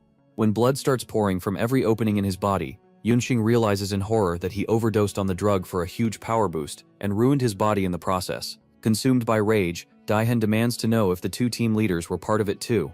Instead of answering, the director kicks him hard and sends him crashing into the wall. With Daehan finally down, the director turns to Yunxing. Meanwhile, our guy is sprinting outside after getting Daehan's distress message. As Jae Yunxing's men dump Daehan off a bridge and take Yunxing away, Ryugeum races across the rooftops, pushing through the night as fast as he can. A little earlier, Ryugeum is at the National Intelligence Service Research Institute, keeping his promise to help with the research. When Daehan suddenly calls, Daehan sounds desperate, saying he's going to back up Yunxing and telling Ryugeum to come right away. Ryugeum instantly tenses up, realizing the organization may have uncovered their plan, and he rushes out at once. Back in the present, Ryugeum feels a familiar aura nearby and changes course. Meanwhile, Daehan keeps sinking lower, but refuses to give up, even as the water drags him down. As the seconds pass, a strange calm starts to wash over him, and just when his sight starts fading, he sees someone coming. For a second, he thinks it's his father, but it's actually Ryugeum. Ryugeum pulls him to safety. Catching his breath, Daehan thanks him and says he owes him again. Ryugeum asks what happened, and through ragged breaths, Daehan says Jae Yunxing appeared out of nowhere. He adds that Jae Yunxing is insanely strong and the group's second in command. Overcome with frustration, Daehan starts throwing wild punches in rage. Ryugeum lightly punches his stomach to snap him out of it and tells him to calm down before he wrecks himself. Daehan drops to the ground and starts crying, saying he trusted Jae Yunxing with everything. After he finally settles down, Ryugeum quietly asks about Yunxing. Daehan says he doesn't know what happened to her because he blacked out halfway through and apologizes for ruining the plan. Ryugeum stays calm and says they'll find another way through this mess. Meanwhile, Yunxing is taken to an unknown place. A doctor asks if she's comfortable, and she flatly says no. Jae Yunxing steps up and tells her to answer a few questions, and he'll let her go. When he asks why she helped Daehan, she firmly says she'd rather talk to the director than him. The doctor gives a creepy smile and says that was probably her plan all along, but it won't be that easy. He asks whether she shares some secret with the director, then says she's in luck because the boss just arrived. He quickly bows as Jongwon walks in. The fat boss laughs, saying he only stopped by for a drink, but it looks like they have a guest today. Jongwon waves the doctor out. Once they're alone, he sighs and says his subordinate can be annoying, though he does his job well enough. Yunxing agrees that the man is sharp. Jongwon then tells her not to hurt his subordinate, because he sees him as family, but before he can finish, an illusion flashes behind him. Yunxing moves at once, slipping behind him, but Jongwon reacts instantly and throws a heavy punch she barely avoids. The woman realizes the beast before her is exactly the same as he was back then, when he was called Choi Kyung. Jongwon straightens up and politely says he's adapted well to this time. Now he has a family, money, and power, and he says he owes it all to Yeonwoo, who gave him this rich, peaceful life. She asks why he wasn't surprised to see her. Did he already know she was in this era too? Yeonwoo pours another drink and says it isn't that shocking since he also ended up here somehow. Then he asks if Chokryo Dyum is here too, and whether she really betrayed Okyeon to stand with him. Yeonwoo keeps her cool and calls that nonsense. She says she only got close to Ryo-gyeom as part of a spy mission, adding that he's pretending to be manager for Dula, the girl Jeon-won has been looking for. Still, her nerves show, and sweat runs down her face. Leaning back, Jeon-won says that's big news, and asks if she told Okyeon yet. Yeonwoo smirks and calls him naive. Yeonwoo would be happier if they caught Ryugyum first and reported it later. The beast just laughs at her. He asks if this little scheme is really just her trying to win back favor. Yeonwoo shoots back that he never used to avoid a fight. Yeonwoo chuckles and says he doesn't waste time on useless battles anymore. He adds that this meeting isn't part of Yeonwoo's plan, so it can wait until they're called again. Unlike his old life, he now has people and things he wants to protect. The story cuts to Soon. Furious, while waiting for her ride, she mutters that she'll fire the staff. She told them to come early so she wouldn't miss acting class. Just as she's about to call again, a hand lands on her shoulder. She turns, and a man covers her mouth and drags her off. Yeonwon hears the news while eating, and the second he learns his daughter was kidnapped, he explodes with rage, swearing to tear the culprit apart. An officer rushes in and says they found the kidnapper, a student named Ryu Ji-ye. Then the story jumps back to Jongwon's past, when he was Choi Kyung. A squad of soldiers had been sent to capture him, after branding him a criminal, and to kill the child in his arms. Kyung runs through the forest, carrying the little girl. She asks why he's throwing away his life and name for her, and the beast softly laughs, saying it's because she's cute. He tells her better days are coming. The soldiers stab him again and again, but then panic. They were ordered to keep him alive. Their leader shouts that attacks like this won't stop Kyung and orders the shield unit to move in. Holding the child tight, Kyung charges straight through them, smashing every defense line as shields break and men are thrown aside. One soldier thinks this is his chance and gets close enough to slash at Kyung's arm, but Kyung answers with a punch that snaps the sword in half. With that same fist, he slams the man into the ground hard enough to shake everyone nearby. Before he can recover, several soldiers rush in and throw ropes around him, finally restraining the beast. In the middle of the chaos, one of them grabs the child and beheads her right in front of Jeonwoo. As her body drops, Jeonwoo as go wide with rage and his aura erupts. His body shifts into full beast form, and the soldiers realize too late, they've unleashed something they can't control. Then the story returns to the present. The big man wakes from a dream beside Ji Yun-il and asks if the doctor found anything. The doctor says Ryugyum and Daihan seem to be involved, and their real target may be the ampules. He tries to calm him, saying he'll take care of it himself, but the president says no, he'll handle it personally. Meanwhile, Security Team 3 comes to check on Daihan. They ask what happened to him, and complain their team is getting left out again. When they keep pressing him, they reach out a hand, but Daihan knocks it away and tells them to get lost. He feels bad inside, but acts harsh, calling them useless trash he can't count on. Really, he's trying to keep them out of danger. It works, and they leave offended. Once they're gone, Daihan lies back to rest. Then Ryugyum shows up with the nerd Junho. Ryugyum confirms Daihan's team is gone, and the three sit down to figure out where the drugs are hidden. They still can't reach Manhwa, and Ryugyum warns them not to rush. Daihan says since the deal's stopped, the stash must be hidden somewhere secure. Then the nerd comes up with an idea. The president's daughter Shun might know something. Daihan says the kid's bolder than he looks, while Ryugyum asks if he's seriously suggesting they kidnap her. Just then, Ryugyum gets a call from Daiwola. She sounds panicked and says there's a huge problem and she needs him fast. Ryugyum quickly asks if someone's attacking her, but she says it's even worse. Her friend Suyun has been kidnapped, and the one behind it is the bully Jae-il. The scene shifts to Jae-il showing an ampule to Suyun. He laughs, saying he never thought something this strong could stay hidden from the world. Suyun yells, demanding to know where she is and why he's doing this to her. Jae-il grabs her cheeks and tells her to stop acting. He says he already knows her father is the CEO of the pill factory. Then he pulls a blade and threatens to ruin her face if she doesn't talk. Right before he can hurt her, Daiwola rushes in and tackles the bully away, saving her friend. Jae-il flies into a rage and injects himself with the ampules when he sees Ryugyum, Junho, and Daihan arrive. Laughing like he's lost his mind, he says this time will be different, but before he can finish, Ryugyum rushes in and grabs him by the throat. He squeezes and demands to know where Jae-il got all this information. Ryugyum mocks him too, saying nothing looks different this time either. Jae-il blames everything on Ryugyum and refuses to talk. Suddenly the door blasts open and sends the bully flying, as Jongwon walks in. The doctor follows and says they were right. Ryugyum and his group are the kidnappers. The situation turns ugly fast, and Suron is still unconscious. Ryugyum and Jongwon both release their chi, ready for a brutal clash. The ground shakes as Choi Kyu-young steps forward, his presence alone making the air feel heavy. Ryugyum senses the power coming off him right away, and knows this man didn't come to talk. He immediately tells the others to run while they still can. Sure he can hold this off. Kyung lunges first, smashing his fist into the floor and cracking the concrete. Ryugyum barely dodges, then gathers power for his silent tiger fist. Both strike at the same time, and their punches collide with a huge shockwave that tears through the station. Meanwhile, the other team bosses go after Daihan and the others, but stop cold when they see their own leader blasted into the ceiling like a balloon. Jung lands unharmed, and even angrier, while the pill doctor realizes Ryogame's hit wasn't meant to hurt him, it was to weaken the structure and bring the ceiling down so his teammates could escape. The second team boss quickly makes a call, while Jung turns to Gedali, telling him to get Suyun. He says he'll join him after dealing with Ryogame himself. Inside the speeding car, Suyun slowly wakes up, holding her head in pain. Tool gently tells her to think about what happened, and Suyun suddenly remembers that Tool saved her. She asks how Tool even found her. Jung-ho jumps in with a long dramatic explanation of everything, and all it does is leave her staring at him. Then it really hits her. Tula risked herself to save her after everything she'd done. Before she can say anything, Junho gets to the point and asks if she knows where the pills are. Daihan calmly says they need that information to save his brother. Do adds that the drug is very dangerous, and they don't want Suyun dragged into it either. Suyun looks out the window, softens, and admits the pills are probably hidden at her house, the safest place she can think of.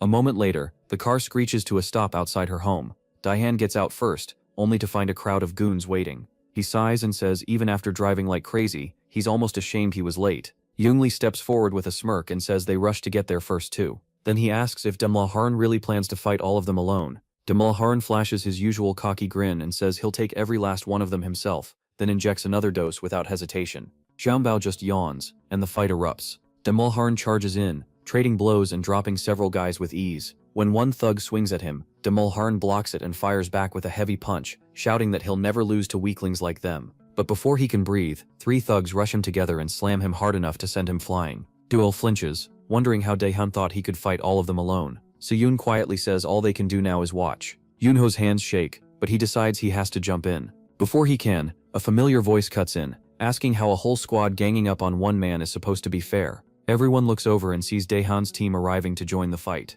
Their leader starts shouting orders, and the clash turns into total chaos. Punches fly, and the air fills with yelling. The other teams can only stare at Team 3's power and teamwork. They can't believe a group like this is still ranked 3rd. Some even wonder what kind of leader made them this loyal. Team 3 soon realizes the enemy leaders are gone, and only a few fighters are left. Their leader tells Dadihan they'll open a path for him, and he nods, thanking them for showing up. The pill doctor watches with a small smile, surprised by how united Team 3 is, and even a little impressed by Daishan's leadership. Daishan then calls out to Jae-Yunil, declaring that he won't lose this time. Taking it lightly, the doctor grins and says he'll make it fun, then shows the drugs he brought. With a smirk he jams a vial into his arm, ready to see how far this fight can go. Somewhere else, Ryugeum and Gyung keep trading blows hard enough to shake the place. Ryugeum slips just out of range, then dives back in to attack. As he moves, he says he's been thinking, and now gets how Kyung sees the people under him, trying to talk sense into him. Kyung says nothing, and blasts him away with a hit to the stomach. Ryugeum skids across the ground, while Kyung growls for him to die. Seeing words won't change anything, Ryugeum grabs an iron rod. He decides to end this fast, thinking that in this life and the last, Kyung has always trusted the wrong people too much. Dian uses his final vial, knowing this has to finish it. Jonin mocks him, asking if he's still holding up. Even with his whole body burning from the inside, Dian knows he can't stop now. He jumps in with a heavy punch, but the pill doctor easily slips aside. Dian throws a wide hook next, and Jonil dodges that too with a grin. Then the doctor finally goes on offense and swings his own hook. Daihen raises his arms to block, but the hit never lands. He slowly opens his eyes and sees Jonil standing there calmly. Jonil says he was only passing time, though this fight isn't fun for him at all. Then suddenly grabs Daihen and slams him into the ground. Daihen grits his teeth, gets up and asks what he means by killing time.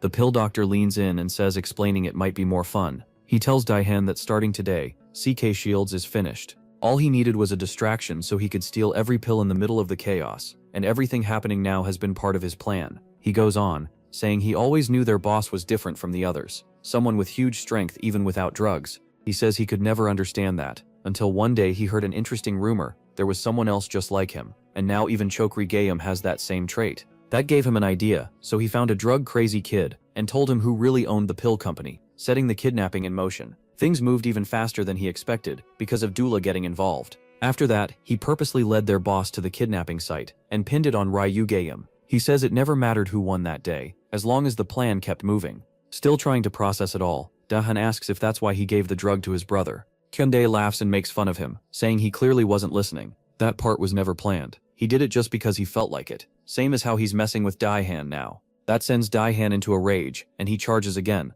but Kyundae cuts across his body before he can react, slicing him several times. Daehan realizes the pill doctor is using tiger claws. He still rushes forward without fear, which only makes Kendale smile. Set on landing even one clean blow, Daehan keeps attacking, but every try ends with more cuts until he's covered in wounds. It's obvious now, Kyungil is just playing with him as another deep slash lands. Daehan starts to lose focus and wonders if this is the end. Then his face changes. The frown turns into a grin, and in a flash he's behind Kyungil, asking if the maniac had fun playing with him. He says he thought his old approach was the only way to win, then calls Kyungil careless and drives in a brutal hook. Several ribs crack, and the doctor goes flying. Daehan had entered a state called Jungryeo, a calm meditation method Ryugeum once told him about in the car, where the body stops rushing and the mind becomes clear. Looking down at Jaeonil, Daehan calmly asks if he ever wondered why their strength was different. This is the answer. The louder and more chaotic everything got around him, the deeper Daehan sank into stillness. Then he stands and demands to know where the pills are. Outside, Duel notices several thugs leaving the building with briefcases and wonders if the pills are inside. Junyo asks Yoon if that's really them, but she helplessly shakes her head and says she doesn't know what's in them or what to do anymore. Trembling, she says her father will be caught soon, and then she'll be alone again. Daehan walks over, crushing a used vial underfoot, when Jaeonil suddenly jumps him from behind and slashes his stomach. The pill doctor smirks and says Daehan's last hit almost put him to sleep. Daehan's eyes widen. His first strike wasn't enough, and now he's out of pills. Before he can move, Jaeonil grabs his shoulder and tells him to stop. Since they used to be friends, he says, Daehan should let this go. Daehan refuses, tackles him, and yells for him not to move. Jaeonil kicks him off and asks what was so special about his brother anyway. Daehan rushes in again, but gets thrown back once more, as Jaeonil tells him he should value his own life over anyone else's. Daehan forces himself up, clutching one of Jaeonil's new drugs with a faint smile on his face. Jaeonil stares at him in disbelief, and warns that dose will kill him on the spot. Daehan doesn't hesitate. He drives the needle into his arm. Jaeonil's eyes go wide as Daehan whispers that none of this matters, as long as his brother lives. Then the story shifts to the past, when Daehan was only 9. Back then, he just wanted a normal, happy family. That dream broke when his parents divorced, after his father hurt his leg and couldn't work anymore. The court decided Daehan would stay with his father, while Mingguk would live with their mother. Mingguk cried because he didn't want to be apart from his brother. Daehan, meanwhile, was angry they couldn't be together anymore. But when he saw how broken their father had become, he hid his feelings, took Mingguk's hand and with a big smile told him to stay happy. He knew their father could barely support even one child, so it was safer for his little brother to stay with their mom. One day at the park, Daehan sat on a swing, wondering if Mingguk had figured out the secret message he left. Soon enough, the smart little kid solved it and came to meet him there. The brothers kept secretly meeting for a whole week until they were finally caught. When that happened, their father harshly scolded Daehan for meeting Mingguk in secret. It was the first time Daehan had ever seen him look that serious. After that, time passed, and Daehan held on to his father's promise that Mingguk was fine and living well, until one day he found his little brother waiting at their old spot. Daehan ran over in a panic and demanded to know why he came. Mingguk's face was bruised and swollen, but he just smiled and said Big Brother was too late this time. When Daehan asked what happened, Mingguk claimed he fell off the swing, but Daehan knew that was a lie. It didn't take long to learn the truth. Their mother's new boyfriend was worthless and used Mingguk like a punching bag. The very next day, Daehan went straight to his mother's apartment and rang the bell. As soon as that gold digger opened the door, he rushed in, grabbed his brother, and ran as fast as he could. That night, they sat together planning where to go next, scared their dad would find them and send them to an orphanage. When he finally did catch up, Daehan thought he was about to get badly beaten. Instead, their father pulled both boys into a tight hug and apologized for not being brave enough to protect Mingguk. 2 months later, their father died from working himself to death. With nobody left, the brothers were sent to an orphanage. There, Daehan swore he'd raise Mingguk no matter what. Back in the present, Daehan pours all those feelings into one punch that catches Jae-Neil completely off guard. Even the fallen agents can't believe it as Daehan suddenly starts matching the director head-on. While Jae-Neil watches Daehan go star platinum on him, he gets excited to see what happens when the old and new drug formulas mix. No matter how many hits he takes, Daehan keeps pushing through and coming harder. By now it's obvious his body is falling apart second by second. After Daehan kicks Jae-Neil around like a football, the man wishes he could just wait until Daehan burns out, but he knows he doesn't have that kind of time. Both fighters step back, then throw everything into one clash, creating a huge shockwave that sends Daehan flying. The director smirks, thinking he won, annoyed that this stubborn big brother ruined his perfect outfit. But then his face twists in shock as Daehan stands up again. Jae-Neil angrily asks how long he plans to keep this up, and Daehan makes it clear he won't stop until he dies. After that, the two keep trading punches back and forth. They keep trading blows, exhausted but too stubborn to stop. In the end, the director lands one solid hit and finally drops Daehan. He smugly says this was always his win, because the drug works perfectly with his body. but Danehan gets back up one last time and beats that smug bastard into the floor. He refuses to quit because of the promise he made to his father. Then his last punch cracks Jae Yunxing's jaw and knocks him out cold. Daehan drops beside him with a small, satisfied smile, glad he kept that promise until the very end. Somewhere else, Choi Kyu-young faces our boy. Rugeum rushes in with a steel bar, but the beast blocks it with his thick arms and throws him aside like it's nothing. Seeing that, Ryugeum switches it up and brings down a heavy overhead strike, using both his body weight and chi. The beast answers with his own chi and smashes him so hard he flies up into the ceiling. Watching from outside, Team 2's leader starts worrying the whole building will come down first. On the other side, another guy can't believe some random fighter is matching their boss. The beast avoids every one of Rugeum's attacks and looks disappointed that's all our boy has. Rugeum shuts him up with a clean backflip, snatches the steel bar in midair, and swings with enough force to crush the beast's head if he hadn't dodged. He keeps pressing, smashing all of Choi Kyung's key joints. Then he lands 2 quick slashes and decides to finish it. Outside, the team leaders start to panic, wondering who could stop Rugeum now, but then the beast grabs him by the neck with both hands and drives him straight into the ground, asking if he really thought he was that weak.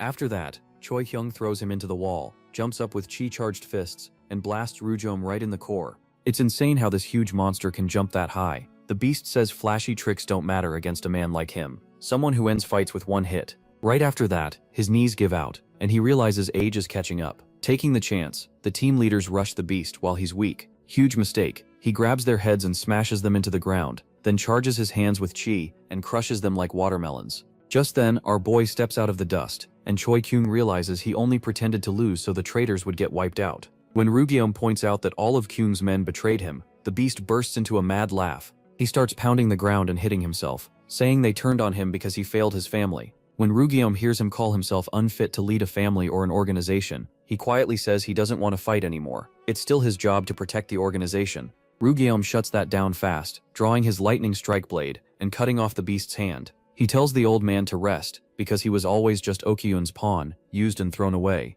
That one line hits Choi Kyung like a truck. Rugeum adds that this illegal empire has gone on long enough, and now it ends. Meanwhile, Choi Kyung sinks into his memories, unable to accept that everyone he trusted had used him. Then his shoes tear apart, and our boy realizes the real battle is starting. Choi Kyung finally shows why they call him the Beast, roaring that no one will ever take what's precious to him again. Rugeum can hardly believe it. He'd heard Choi Kyung was called the Supreme Beast, but never thought the man would become an actual monster. The giant charges at him, and Rugeum braces to meet it head-on. Using his speed advantage, he slashes with his rod and cuts through the beast's left back muscle, thinking that side is open now. As he moves in for another hit, the creature heals at once and smashes him into the wall. Rugeum is shocked, unable to understand how it healed that fast. The monster charges again, but this time its punch hits the wall as Rugeum slips past and slices through its arm in one clean cut. He keeps trying to figure out how the beast regenerates so fast when his attacks clearly land. Then he realizes the arm he just cut off has already grown back. That's when Rugeum understands the real power of Choi Kyung's beast form. Not just crazy strength but terrifying regeneration that makes him almost impossible to kill. Then the beast uses a skill called Boar Charge and rushes forward like a wild boar. He leaps up and crashes down, trying to crush Rugeum under him. Rugeum blocks with his arms, but the impact shakes him to the core. Worse, he feels his strength fading. It's like he's trapped in an invisible box that's suppressing his energy and stopping his full power. He realizes there's no point trading hits if the beast just keeps healing, so he pours everything he has left into his weapon, feeding it energy until the rod bursts into flames. He's hoping fire can finally stop that insane healing. Calling it his final strike, Rugeum rushes in with everything to end it in one blow. At the same time, the nerd and Duel yell at the men stealing the ampules, telling them to bite, but their leader tells everyone to ignore the kids and keep loading the goods. From her car, Shon sees another armed group show up and wonders who they are. Back in the fight, the beast readies a final move. He jumps high and unleashes a technique called Gentle Wind Shatter, sending shockwaves strong enough to rip through the ground. Rusham takes it head-on and barely stays standing, coughing blood but refusing to drop. With his last bit of strength, he charges again and uses his own ultimate move, the Fireless Extinction Sword. His weapon erupts with scorching power, engulfing the beast and burning through him in mid-air. The regeneration finally stops, and as his body gives out, the beast accepts defeat. When it ends, Rusham tells him no one can protect something forever. He says even he couldn't. Living in this era taught him something important. Instead of trying to protect everyone himself, he should have taught the people he loved how to protect themselves. With a heavy heart, he admits he was wrong too. As the beast turns back into a human, he makes one last request before he dies. Choi Kyung asks Rusham to teach his daughter Sign how to protect herself, smiling faintly as his strength fades. Right then, someone else steps in, saying he already knew the beast would lose. From the shadows comes a man dragging the unconscious Jernil. The newcomer, a green-haired killer named Haji Hyun, is another of Akyun's loyal men, and he's clearly fine with bloodshed. The injured CEO looks at him nervously and asks what he did to the doctor. Ji-hyun smirks and says he promised the redhead a nice position if he stole the amp to his right. To him it was all just chess, and Ji-hyun was only a pawn. He admits things didn't end as planned, so now he's here to clean up himself. Ji-hyun says Okyun ordered the amp you had buried far from this world, and everyone tied to it has to die. Meanwhile, at the theft site, the new group has already beaten the thieves and taken the bags. As the focus shifts back, Ji-hyun swiftly cuts off the doctor's head, killing him instantly. He smirks and says the killing part was his own idea, then turns to Rushaum and the president, and says they're next. The beast doesn't hesitate, and charges at the psycho, throwing a punch backed by 400 pounds of rage. Rushaum stares in shock as the blow tears through the air, ripping through what looks like Ji-hyun's body. But the real Ji-hyun is untouched, already high in the air. He flips and lands smoothly while the beast drops to his knees, clutching the family he just lost. Ji-hyun mocks him for losing his mind over something so small, saying Okyun had already predicted the beast's weakness for his children. Laughing, he asks if Choi-hyung really thought he and Okyun were his true family. Then he turns to our guy with a dark grin, saying you always eat the tasty ones first. Then he bursts into wild laughter. Ji-hyun lunges forward, and the two clash head-on. Their aura and chi slam together and shake the air. For a second it looks even, but the psycho overpowers our guy. Ru Xiaobei can't believe it because from what he remembers this man was never this strong. He knows that with how drained he is now, he can't beat him. While Ru Xiaobei is thinking, the green-haired man vanishes and appears on his left, ready to smash him again. Our guy is sure he hears some kind of voice, and when he looks at the man's shoulder, he sees something glowing. He wonders if that light is the source of his crazy power, but no matter how fast he tries to react, his body won't move in time. Luckily, before the hit lands, the beast jumps in and slams the greenhead into the ground, pinning him there by force. The beast reminds our guy about his promise, and tells him to leave while he holds the psycho down. The psycho laughs and asks if the beast really thinks he can stop him. Choi Kyung quickly understands what's happening, and looks around until he spots a stack of gas cylinders and gets a desperate idea. He quietly apologizes to his daughter, grabs the greenhead by the collar and slams him into the tanks, causing a huge blast that swallows them both. At the same time, the nerd and Duel are boxed in by the men who just showed up. One of them grins and licks his lips, making his bad intentions toward the girl obvious. Junyo starts freaking out, not knowing who these men are. He also worries about Daihan and wonders if he should jump in. Then he takes off his glasses, shouts, and charges in with an attack that was never going to do much. Luckily, Ryugeum gets there first. He calmly says this will only take a second, and gets ready to handle all of them himself. He tells the other two to get somewhere safe. The men panic as soon as they realize this is Ryugeum, the same threat their boss Janel warned them about. They cannot believe he made it here.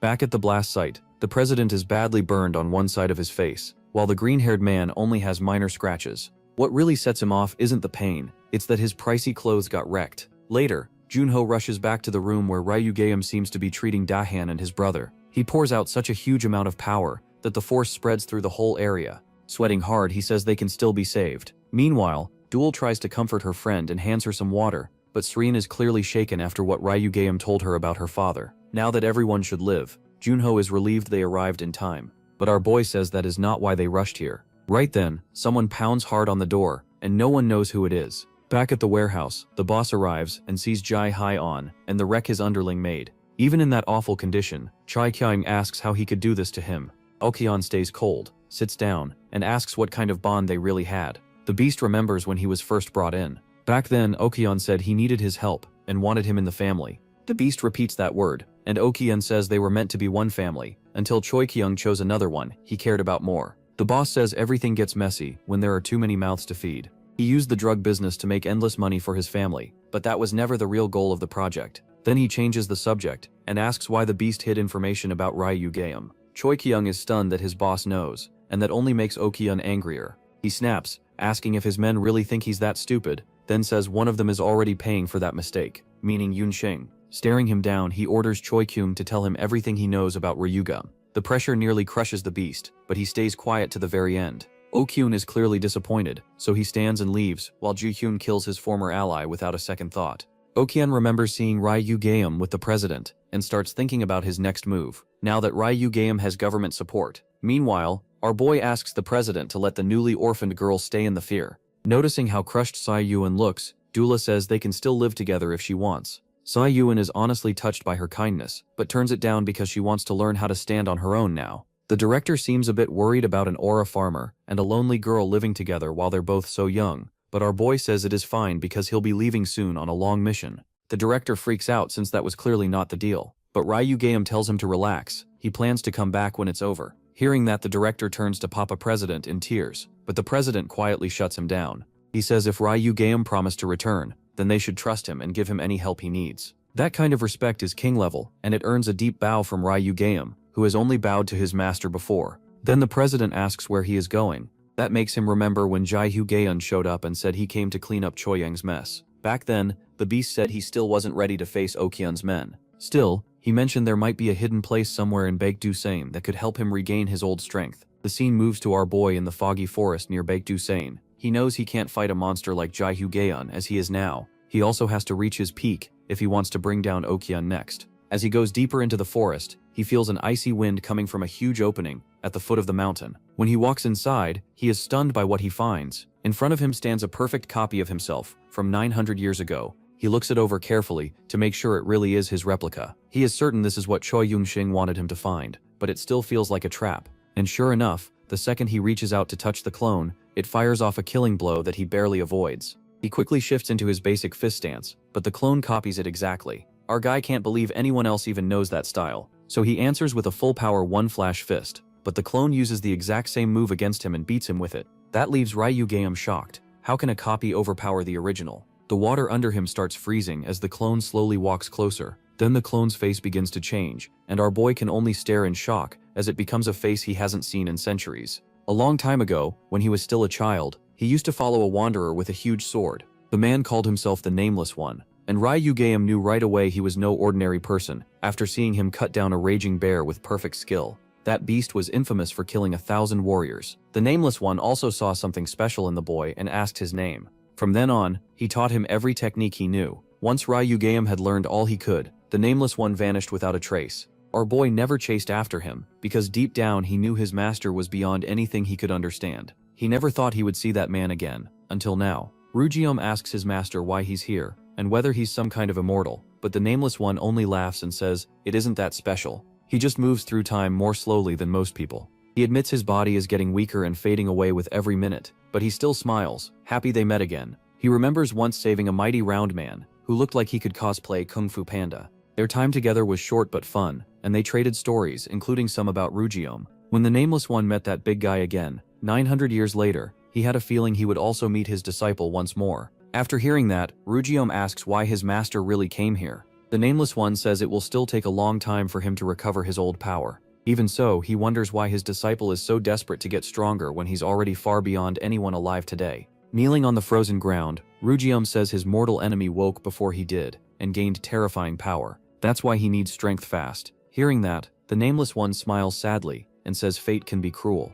He then tells him an old prophecy about the one who will become the final wall against evil, trying to rule the world. He believes that's why he sensed something special in Ryugeum when they first met. His master tells him to stand, because he still has great faith in the disciple he trained. Meanwhile, in the dark room where Eunhai is being held, Okyun walks in. He complains that getting information on Ryugeum is hard now that the government is shielding him. Seeing her confused look, he reveals he already knew she was working for Ryugeum. He noticed Ryugeum's chi still inside her back at the airport. Then, after the meeting with Choi Young, the fear in her eyes made it obvious she was scared of ending up like him. Suddenly, she remembers everything. She recalls being knocked out by his overwhelming energy. The memory terrifies her, because she has no idea how strong Okyun has become. As Okyun calmly asks one last time where Ryugeum is, Jaehyun enters, dragging the final body into the basement. Then he confirms her fear that the Choi Young she knew is gone for good. He drives his hand into the fresh corpse and says he was being merciful before, when he let Choi Yoon keep his personality. This time, he has no plan to show that kind of mercy.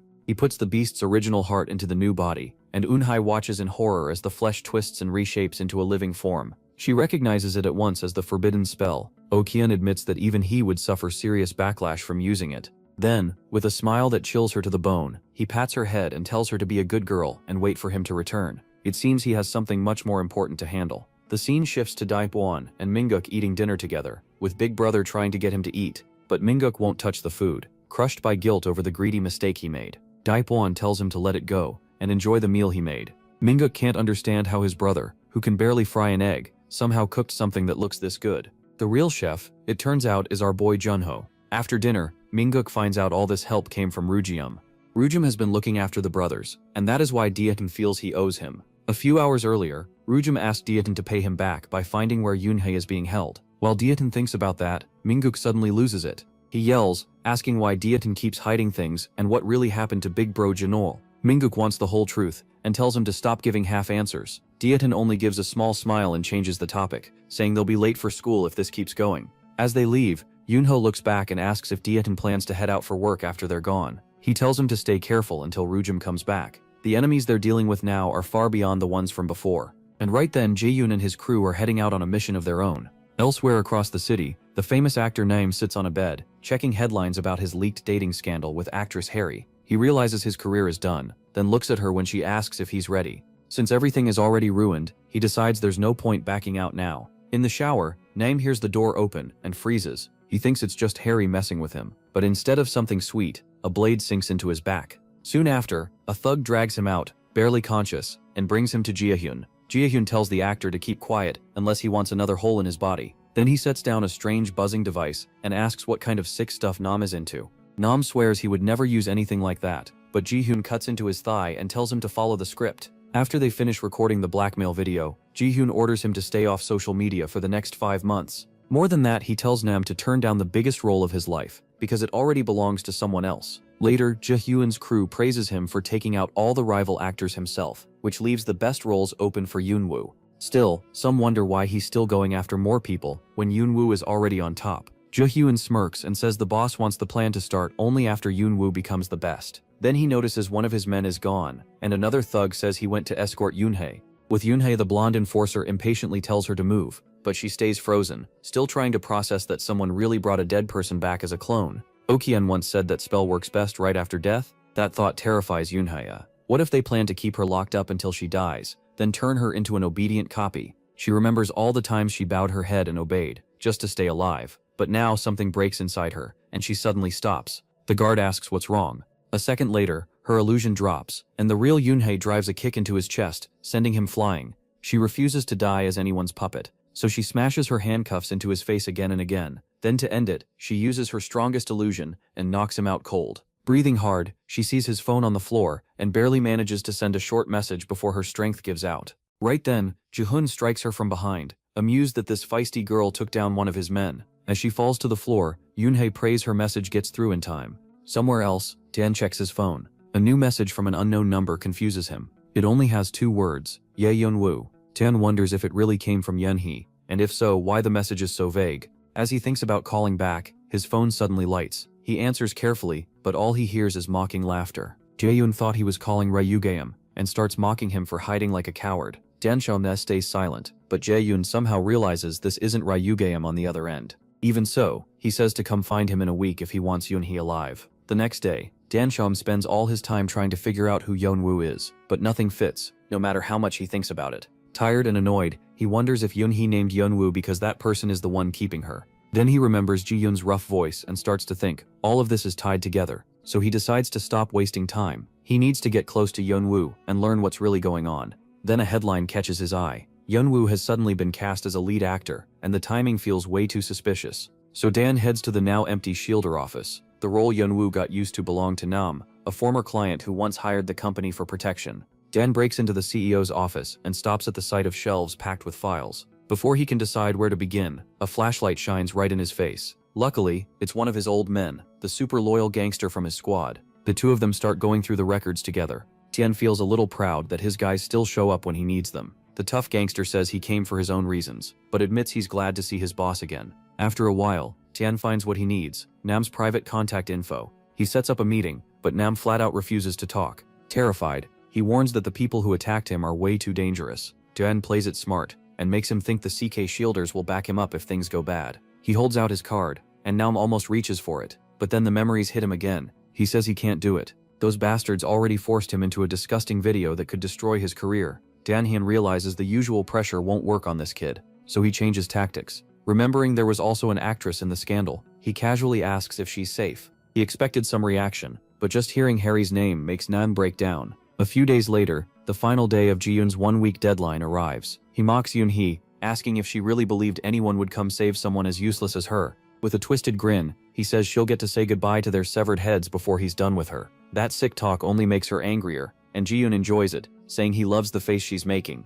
He adds that he was surprised half of the 4 men who swore loyalty to betrayed him so easily. Then his phone rings. One of his men reports a problem. Nam is live streaming that he's taking the lead role again, and the news shocks the fans. At the same time, the kid in the pink hoodie is panicking, realizing he just streamed his exact location like Dan told him to. Nam nervously asks if those freaks really won't release his tape. Dan just shrugs and says that was the risk he chose to take for his girlfriend's sake. The only thing Dan promises is that he'll make the sick bastards behind this regret it for the rest of their lives. Back with Ji-yoon, he orders his men to move and find that little rat fast. A subordinate says they've already sent their fastest guy. When that man finally catches up to the pink hoodie kid, he calmly asks what he's trying to do. But the so-called kid answers in a deep voice that he was getting tired of waiting.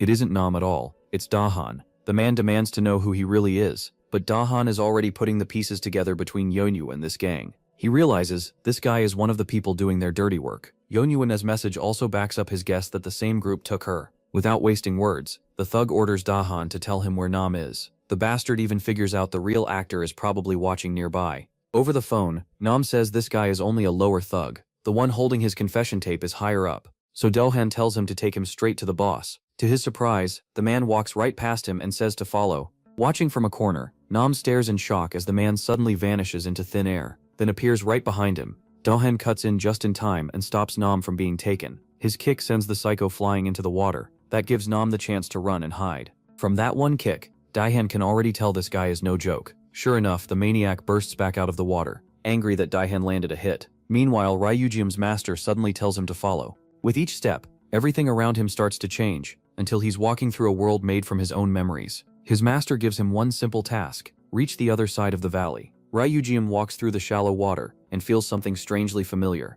The place and even the smell awaken old memories. Then he spots some old friends gathered together and wonders how they got here. They look confused by the question and tell him it's dinner time after training. Then women from his mistress's clan bring food for the warriors, and the group rushes over excitedly. Seeing it all makes him smile a little, and for the first time in a long while he's truly happy to see everyone alive. Then comes the final hit to his softening heart. His mistress appears and pulls him into a tight hug, gently telling him it's time to go home. He drops to his knees, just like his master expected. This was clearly the hardest test for him, but it also clears his head. He finally sees that clinging to the past is what held him back all this time. His master watches in silence, waiting to see what he chooses. Without even pausing, the aura farmer lets go of everything he loves most to chase a better future, and one where he can beat Okeon. Speaking of Okeon, the boss calls Ji-hyun for dinner, but when Ji-hyun thanks him for the meal, Okeon asks, dead serious, who said he could eat? Ji-hyun quickly apologizes for overstepping, and Okeon laughs, saying he was only messing with him.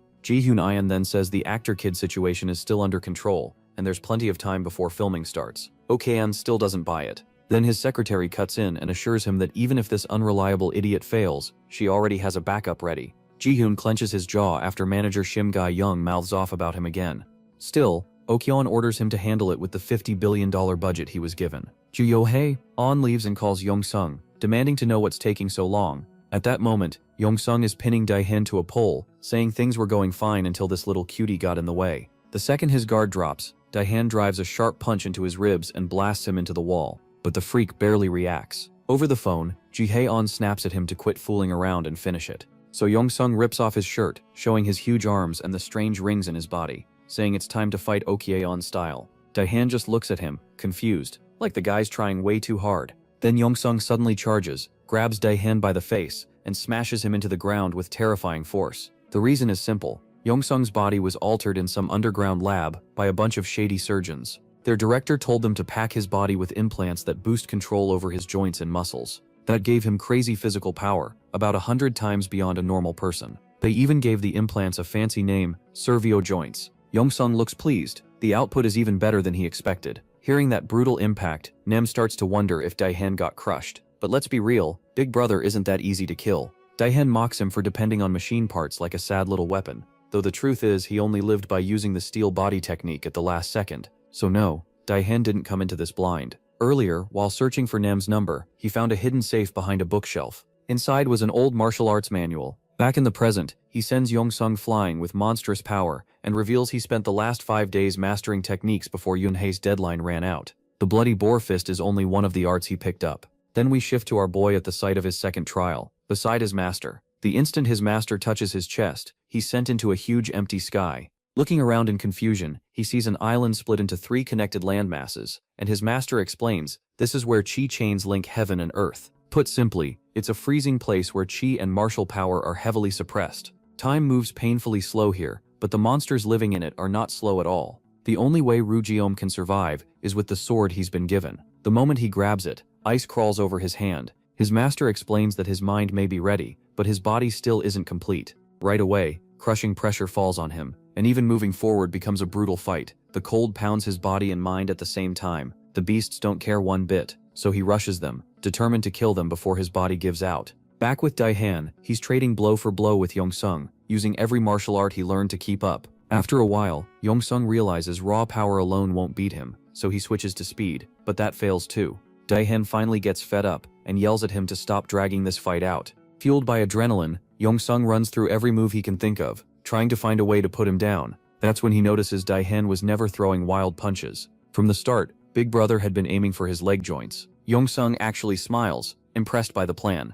Sure he's figured everything out, he smugly invites Daihan to try one final hit on him. Running on his last bit of strength, Daihan puts everything into the next strike. As soon as he gets close, Yongsung declares checkmate and slams Daihan's head toward the ground. Or so he thinks. He's still wondering why Daihan didn't target his legs again, when a hand grabs his face from behind. For a brief moment, Daihan warns him he's about to feel the technique that crushes mountains. When it lands, the impact caves in. Yongsung's skull and blood bursts from both ears. Even then, the monster stays on his feet, saying he won't fall so easily, as he throws one last swing, but his balance is gone and he drops on the spot. Daihan says this was the plan from the start. Then he grabs the half-conscious brute and dives into the water below. Back at HQ, Ji-yoon's crew is getting annoyed. Yongsung should have reported in by now, especially since he's their fastest. One of them warns the others to watch themselves because the boss is coming back in a terrible mood. Then the blonde guy pauses, saying he thought he saw something flash outside the window. He brushes it off after all. Who would be crazy enough to break into Yeonwoo's private villa, the place Ji-yoon's crew is using for now? Down in the basement, Yoonji freezes when she hears someone calling from the other side of the door. Outside, Daihan arrives just before the 1-week deadline ends. Meanwhile, in the other world, our boy keeps fighting endless waves of monsters. Each hour there equals a full year on Earth, and with his bones breaking and muscles tearing, only pure survival instinct keeps Ryugim alive. After what feels like forever, he kills the last monster in the area, with nothing but his sword. He looks up and declares that he's ready to have his vessel judged again. But when nothing happens, he wonders if he missed something. Then the ground under him turns to water, and he suddenly falls off the floating island. He slams onto another island, mostly covered in water, sinking deep under it, and hoping this isn't the final trial right after the second. Back to Daehan, he rips open the basement lock with his bare hands. He can't help wondering whether Yunche even matters to the kidnappers, since they left her tied up alone without a single guard. Then he sees something he never expected. Yunche hurriedly claims she wasn't crying, even though her face says otherwise. Putting that aside, Daehan quickly moves to get her out. He knows neither of them has enough strength left for another fight with Ji-yoon Shing's men. But just as they reach the exit, Ji-yoon appears behind them out of nowhere. Daehan immediately pulls back and demands to know who he is. Before he can say more, Yunche cuts in and offers to serve Jeng-yoon if he'll spare Daehan. Hearing that, Jeng-yoon agrees way too easily and tells Daehan he can leave. What he doesn't say is that a squad of modified humans is closing in from behind. Daehan refuses to run and braces for one final stand, but a single uppercut launches him into the air. As he barely gets back up after the hit, Jeng-yoon tells his man to finish him off for good. The blonde thug rushes in, ready to cave Daehan's head in with a crowbar. But at the last second, Minguk and Junho burst through the wall like heroes. Minguk throws Daehan over his shoulder and admits they followed him the whole way. Jaeyoon's men charge the intruders for barging onto their turf, but one quick strike from the nerd sends them flying. The guy in the cap just stares, unable to believe this kid is using master-level martial arts. He has no idea Ryu trained Junfeng to Junho for moments like this, with the blood flash fist. When Junho first tested it and blew out a wall, our boy told him it would hit even harder once mastered.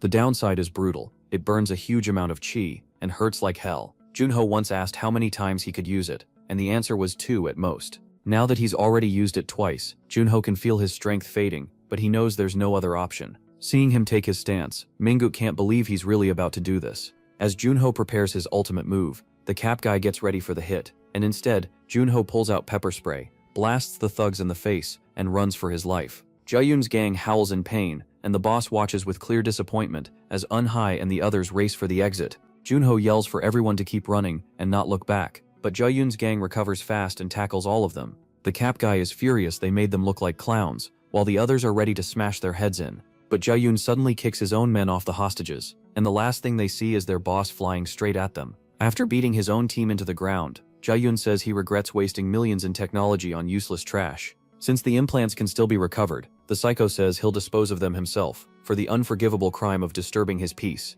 At that, Mingguk and Daehan freeze in fear, while Eunhye watches him drop toward her like death itself. With every implant pushed to the limit, Jaeyoon unleashes a violent blast that almost tears the whole building apart. But when nothing happens, the boss just stands there in disbelief. Then a voice echoes through the room, praising. A voice cuts through the room, praising them for lasting this long. The King of Aura is back, and he tells his friends to hang on a little longer. He'll end